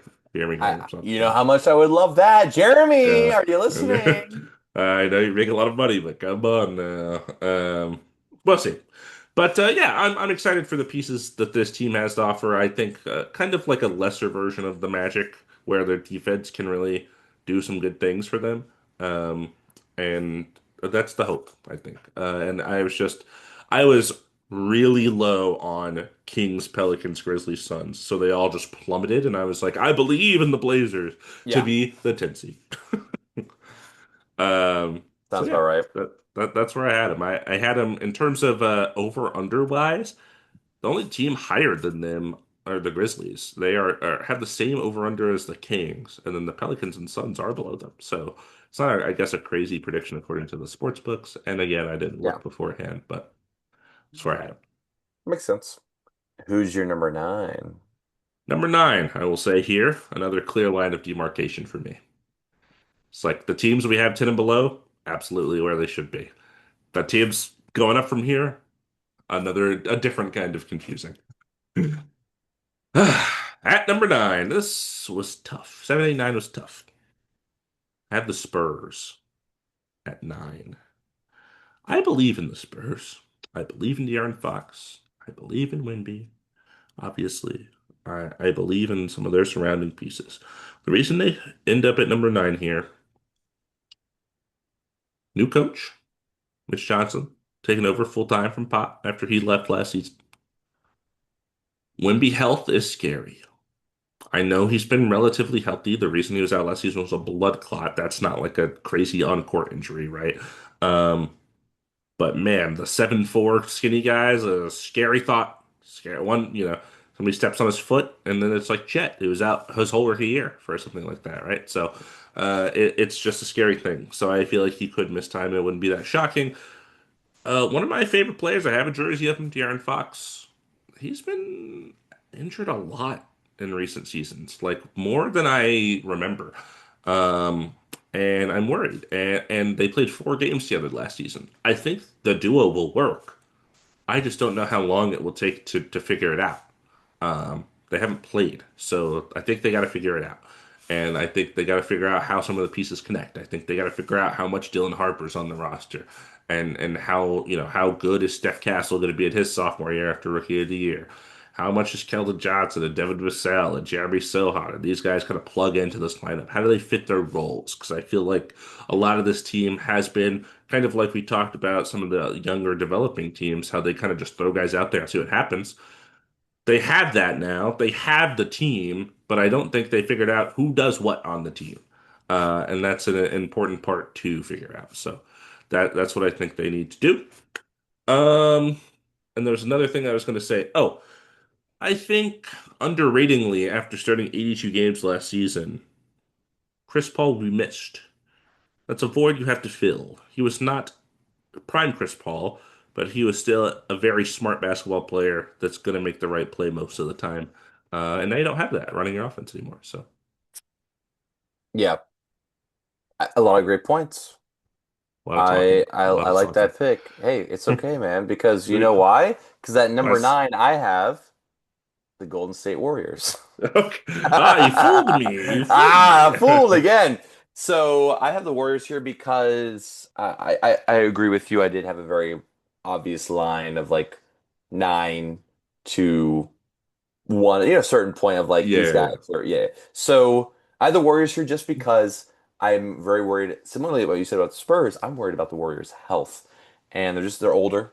They're an older team. They got Al Horford, they got They're Draymond so Green, old. Jimmy Butler, Steph Curry. Here's the thing, the Lakers did something like this and it didn't go that well. Yeah, So I'm a it's fair. PTSD. I am Oh, it's triggered. So I just think the Warriors end up in the play-in somewhere, but the reason why I have them lower than some of the others is because of health reasons. I think they're still going to be very good. Steph Curry hopefully play. I hope they play every game, so they don't have to worry about it. But the thing is, I also after their top four guys, I think I named them. I really don't know exact. I don't know if pods, what version of pods we're gonna get. Kuminga, who's gonna be there when he's traded at some point. There's Moses Moody, who's a good younger guy that I trust off the bench. I think it's kind of weird. Gary Payton is a defensive specialist. Quentin Post is your center. It gets a little all over the place for me after that. But in a different era, they would be higher. But Warriors 20, 25, 26, 40 year olds on the team. It's like they're number nine for me. yeah. What do you think their over under is? I'm gonna say 39.5. That 45.5. is high. I would take the under. I think they're gonna have a tie record, like a 40 or like a 43, Like 41. right it. Yeah, yeah, that's Yeah, fair. yeah. So that's why I would probably say that. Yeah, I'll do under as well. I don't remember if I said Trailblazers 35.5. I'll do over. You did say over when I said it. Okay, Yeah, yeah. cool. Um, your number eight, please. Oh yeah, my number eight. At number eight, I have you guessed it, the Spurs. All So right. yeah, because of the same reasons that you said, I think it's all improvement. And they're still trying to figure out who their guys are. I like Stephon Castle, Dylan Harper's looking really good. Worried about health, like you said, because of Fox and Wemby. I think it's probably the opposite for me. They're going to play a lot of games together this year. I really, really, really I want hope that. so, for Yeah, sure. yeah, because I really want everyone to finally see that potential that could be there with that duo. And I think next year is that jump. Like I think they make one more trade or something to really solidify like what this is going to be, this team's going to look like, and then they can really make a push for the playoffs. Mhm. That being said, making the play-in is going to be great for them. I think Wemby getting any kind of playoff. I know it's not technically a playoff, but it's that atmosphere is going to be good. I think they're going to be in the Postseason. play-in, and that's the reason why I have them eight and maybe not a little bit higher. But I'm excited for the Spurs.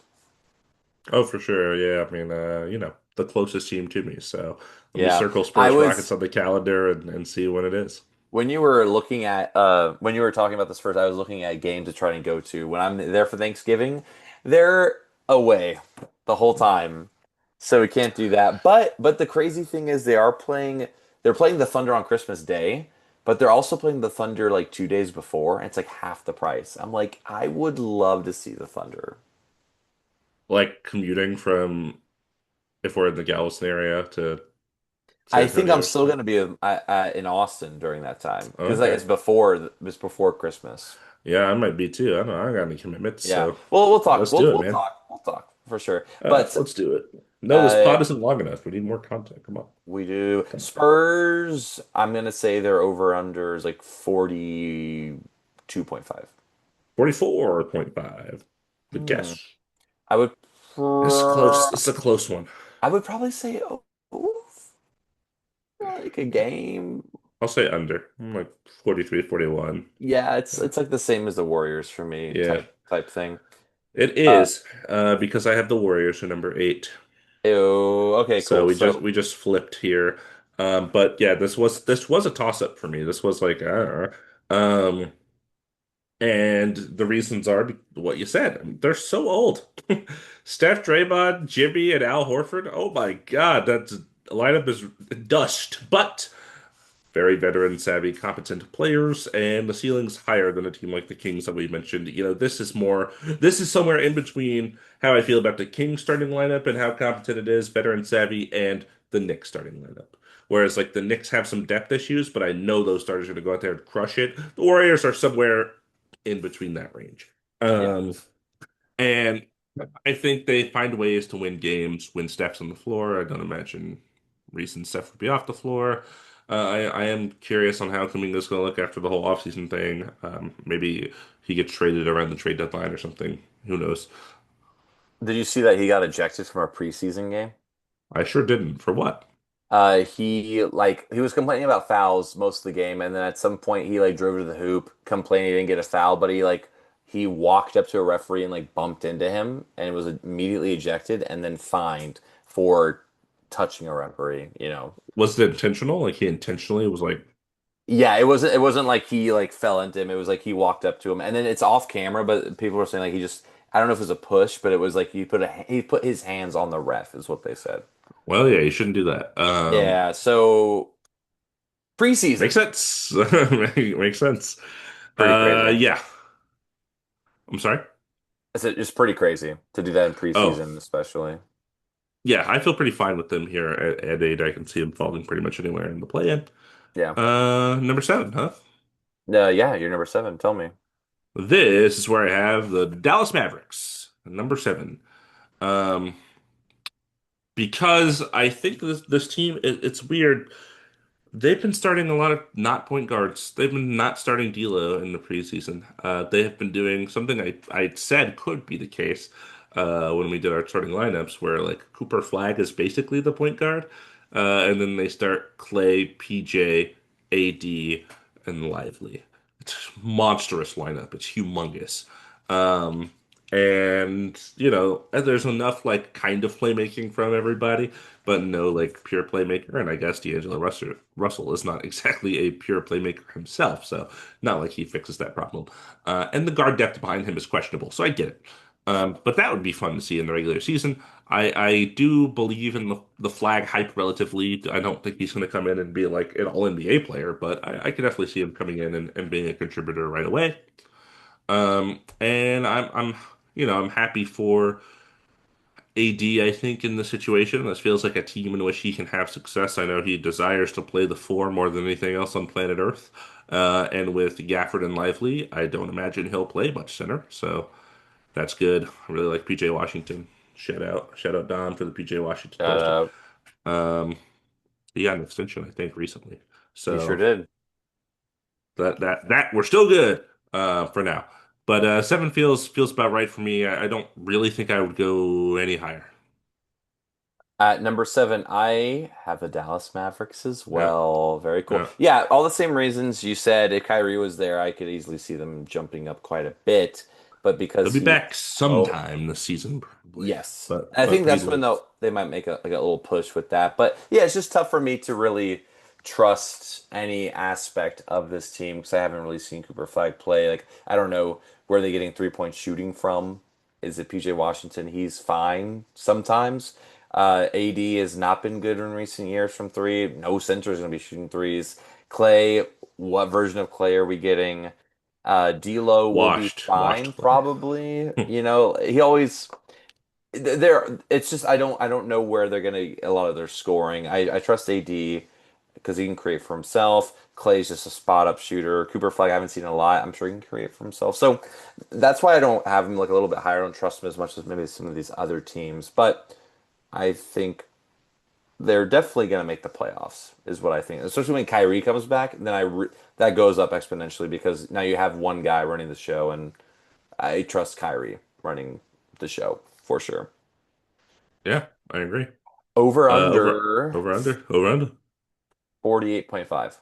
41.5, lower Wow. than both the Warriors and Spurs, yeah. But Over. we are higher. Over. Yeah. Um, Over for sure. and again, both not having looked at the over under. So I think that's interesting. Over for sure. I agree. Yeah. Number 6. Let's go. Number six, I have my Los Angeles Lakers. Oh, okay. Yeah. And I get caught. I obviously want to put them higher, but I have to be realistic. Also, LeBron's missing time, so The something to LeBron thing consider. matters. Yeah, Yeah, so I think the Lakers make the playoffs. I don't know if they get home court advantage. I could see it flipping between like the next team and them, kind of like five, sure. six. But I decided to go Lakers six because I feel like it time and time again they just prove, hey, we are a playoff. We need to be good in the playoffs. Regular season doesn't matter as long as we make the playoffs. So I feel like they squeaked into the three seed because of Luca. Before that, I don't think there was a world where we were going to make the three seed. And now that he's there, and he's sitting out for preseason. LeBron's out at the beginning. I'm sure LeBron comes back. Luka might sit out. Like I feel like there will be a little bit of a management of time and who's playing when. And I think the depth of the Lakers is a lot to be desired as a fan. I wish there was definitely more. DeAndre Ayton I think will have his hands full, and I can't wait to kind of see what he's able to do. You want to wait? Don't worry. You want to wait as long as you can. No, yeah, yeah, yeah. Oh, for sure, for sure, for sure. I want to see Austin Reeves kind of be unlocked. I think that'd be really. It's gonna be really cool to watch him and Luca do their thing without LeBron. Like, this is kind of be another because whenever LeBron or AD couldn't play, Austin Reeves takes over games and he's able to he's won games for the Lakers before. So it'd be interesting to see him and Luca paired together. The White Boy Lakers. We'll take it. So that's why I have them at 6. The other teams above, I just kind of trust that they will have at least some people not out or injured as much. Who is your number 6? Well, it is the Lakers over under Oh, I'm gonna say Lakers over under is going to be 52.5. 47.5. Give me the over. Yeah, it's hard. I'll 47 say so it. close to 500, so it's like I'll say just over. just to give you context, 48 wins was the 7-8 in the play-in. That's crazy. Over. Yeah, so I'm like, it's got to if they're so last year Lakers won 50 games and they're the 3 seed. Yeah, and then it was like one game difference to the 9 seed. It's crazy. Yeah, no, it was it's and then even it's crazy is Lakers, Nuggets, Clippers were tied 3-4-5 last year. Mm, yeah. Yeah, anywho, Um, 6. Speaking of, I got the Clippers, Los Angeles, the other Los Angeles squad at the 6th seed. I do think your points about the Lakers matter. They kind of went up and down a little bit in the rankings for me, especially after the LeBron thing was announced. Um, and we talked about the Clippers in their offseason, how much we like the depth that they brought in, some of the roster pieces they have. Big question mark for me. I don't know if it'll come into play this season. What does the NBA do about this Kawhi thing? About Forgot about that. the money under the table, when does that happen? Is that a next offseason thing, or will some action be taken this season? Is it a Clippers punishment? Is it a Kawhi punishment? I don't know because I'm not Mhm. the NBA. But it does kind of loom a question over the season. Believe in Ty Lue, believe in the system that they will probably operate with teams led by Kawhi Leonard. You must worry about health as well, so that plays a factor too. Um, I don't think 6 is crazy though. I think with all the new pieces, as much as I like them, there may be a small adjustment period trying to get used to things with the addition of guys like Beal and John Collins, et cetera, et cetera. So that's why I have him here at 6. Who's your 5? By 5, the Los Angeles Lakers, the other LA team, back to back here. Have the Lakers at 5. The LeBron injury matters. I think I may have had the Lakers higher at some point, but then of course that dropped them down. The reason they're above the Clippers, I've seen what this man Luka Doncic can do. I've seen him carry rosters to the playoffs time and time again. And he did it a lot on Dallas, and I think he can do it on the Lakers. And even when LeBron is out, I think their floor will be very high because it's a Luka-led team. So I have no problem with them here at 5. I think that to me, at least in my brain, their team is better than last year. And last year they were the 3 seed. So. Why can't they be the 5 seed this year? I don't know. I believe in you guys, except DeAndre Ayton. But the rest of the team, I believe. And maybe Hey, Marcus Smart too. But the rest of the oh Lord, team, I really want him to be good because I feel like he for can. I don't know sure, what's going. Yeah, yeah. Hey, for sure. Hey, you know who my number 5 is? the Clippers. It's the Clippers. I Yeah, kind of like back and forth. The yeah, only reason why I put Lakers like back when we did this, maybe just you and I even before we did the podcast, I have a tendency to put the Lakers way too high. So now I feel better when I put them low and then they end up higher. So I was like, I'm gonna do this sure. for me. I'm gonna put them 6, Clippers 5. Clippers, I just really like their offseason and their depth and everything. I totally forgot about the Kawhi thing. Maybe that would change it, but I feel like he's going to end up playing this year. I feel like it's going to be like a next year thing because it is just too late, I feel like. But there Right. needs something needs to happen, obviously. Otherwise, everyone's just gonna do it now. Like, oh, you should come here. We'll sign you to a vet minimum. We'll give you $100 million. Right. You can do anything. So yeah, I like the Clippers. Like players. Obviously, I don't like the Clippers. Don't get it twisted. But I like what they've done, and I feel like they're going to be a really good regular season team. I don't know how much that like age is going to play out in the playoffs, but they're going to be, I think, really good this year. So I'm at 5. I'm gonna go back through every podcast we've had to audio scan for when you've said the three consecutive words, I like the Clippers. And I'm just gonna clip a short The together of the just forwards. you're right. Dude, this It's guy 12:48 loopy. a.m., Yeah, man. yeah, no, Come no. on. I What do you hey, think the Clippers over under is? I'm gonna say 49.5. 48.5. Gotcha. I would probably You're take the killing it. over. I'd probably take the over there. It's tough. But I'll take the under by like one game. Yeah. At number 4, I have the Minnesota Timberwolves. Okay. And Tell me. I'm sure you do too. So, the reason why Anthony Edwards is just getting better and better, and him and Julius Randle finally figured it out last year. The beginning was very rocky, but they figured it out. They made it to the Western Conference Finals um, last Again. year again. So, I trust that. I trust the system. Yes, they don't have Nikhil Alexander Walker anymore. I'm curious to see if they're able to bring in somebody else to be able to play. They have Terrence Shannon Jr., Rob Dillingham.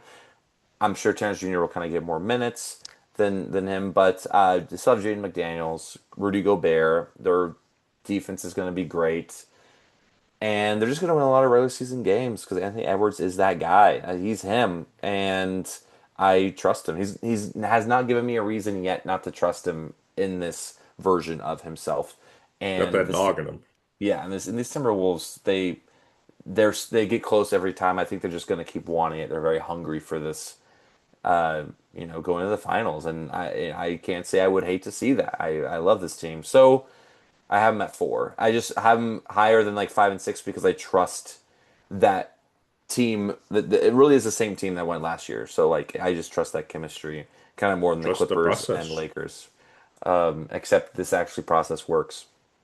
And you Uh, said they were hungry for it, hungry like the wolf. So we're gonna end the pod now or later because that was perfect. That was a perfect right there.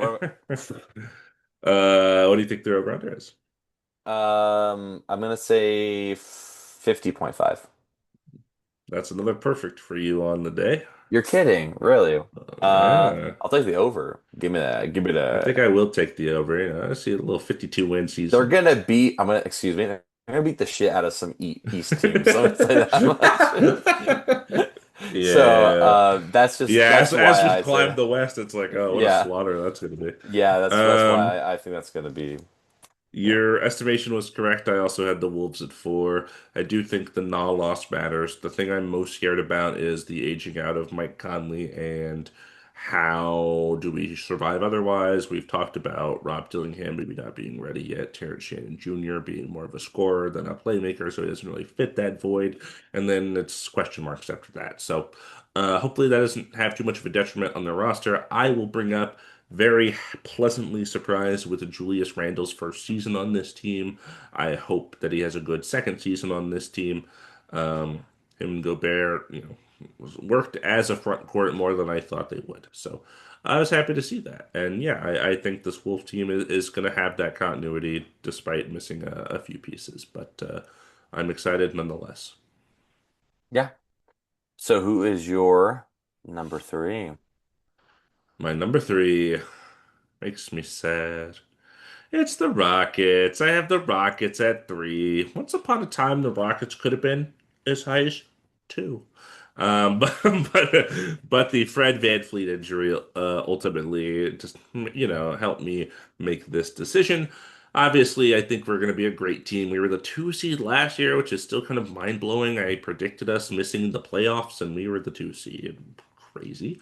And now, oh, we have Kevin Durant. So yeah, we're gonna be up here. And even, Kevin Durant has had some injury stuff lately. He's up there in age.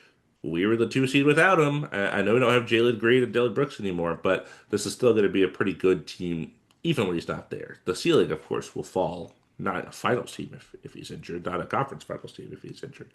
Um, but regular season wise, I think we definitely have what it takes with the coaching of Ime Udoka to be a solid team in the West. I think our defense is going to be very good. I worry a little bit about the spacing, especially with Fred out now. But we'll see. I think we're gonna win with defense and hustle and transition scoring and the things that we've been really good at in recent years.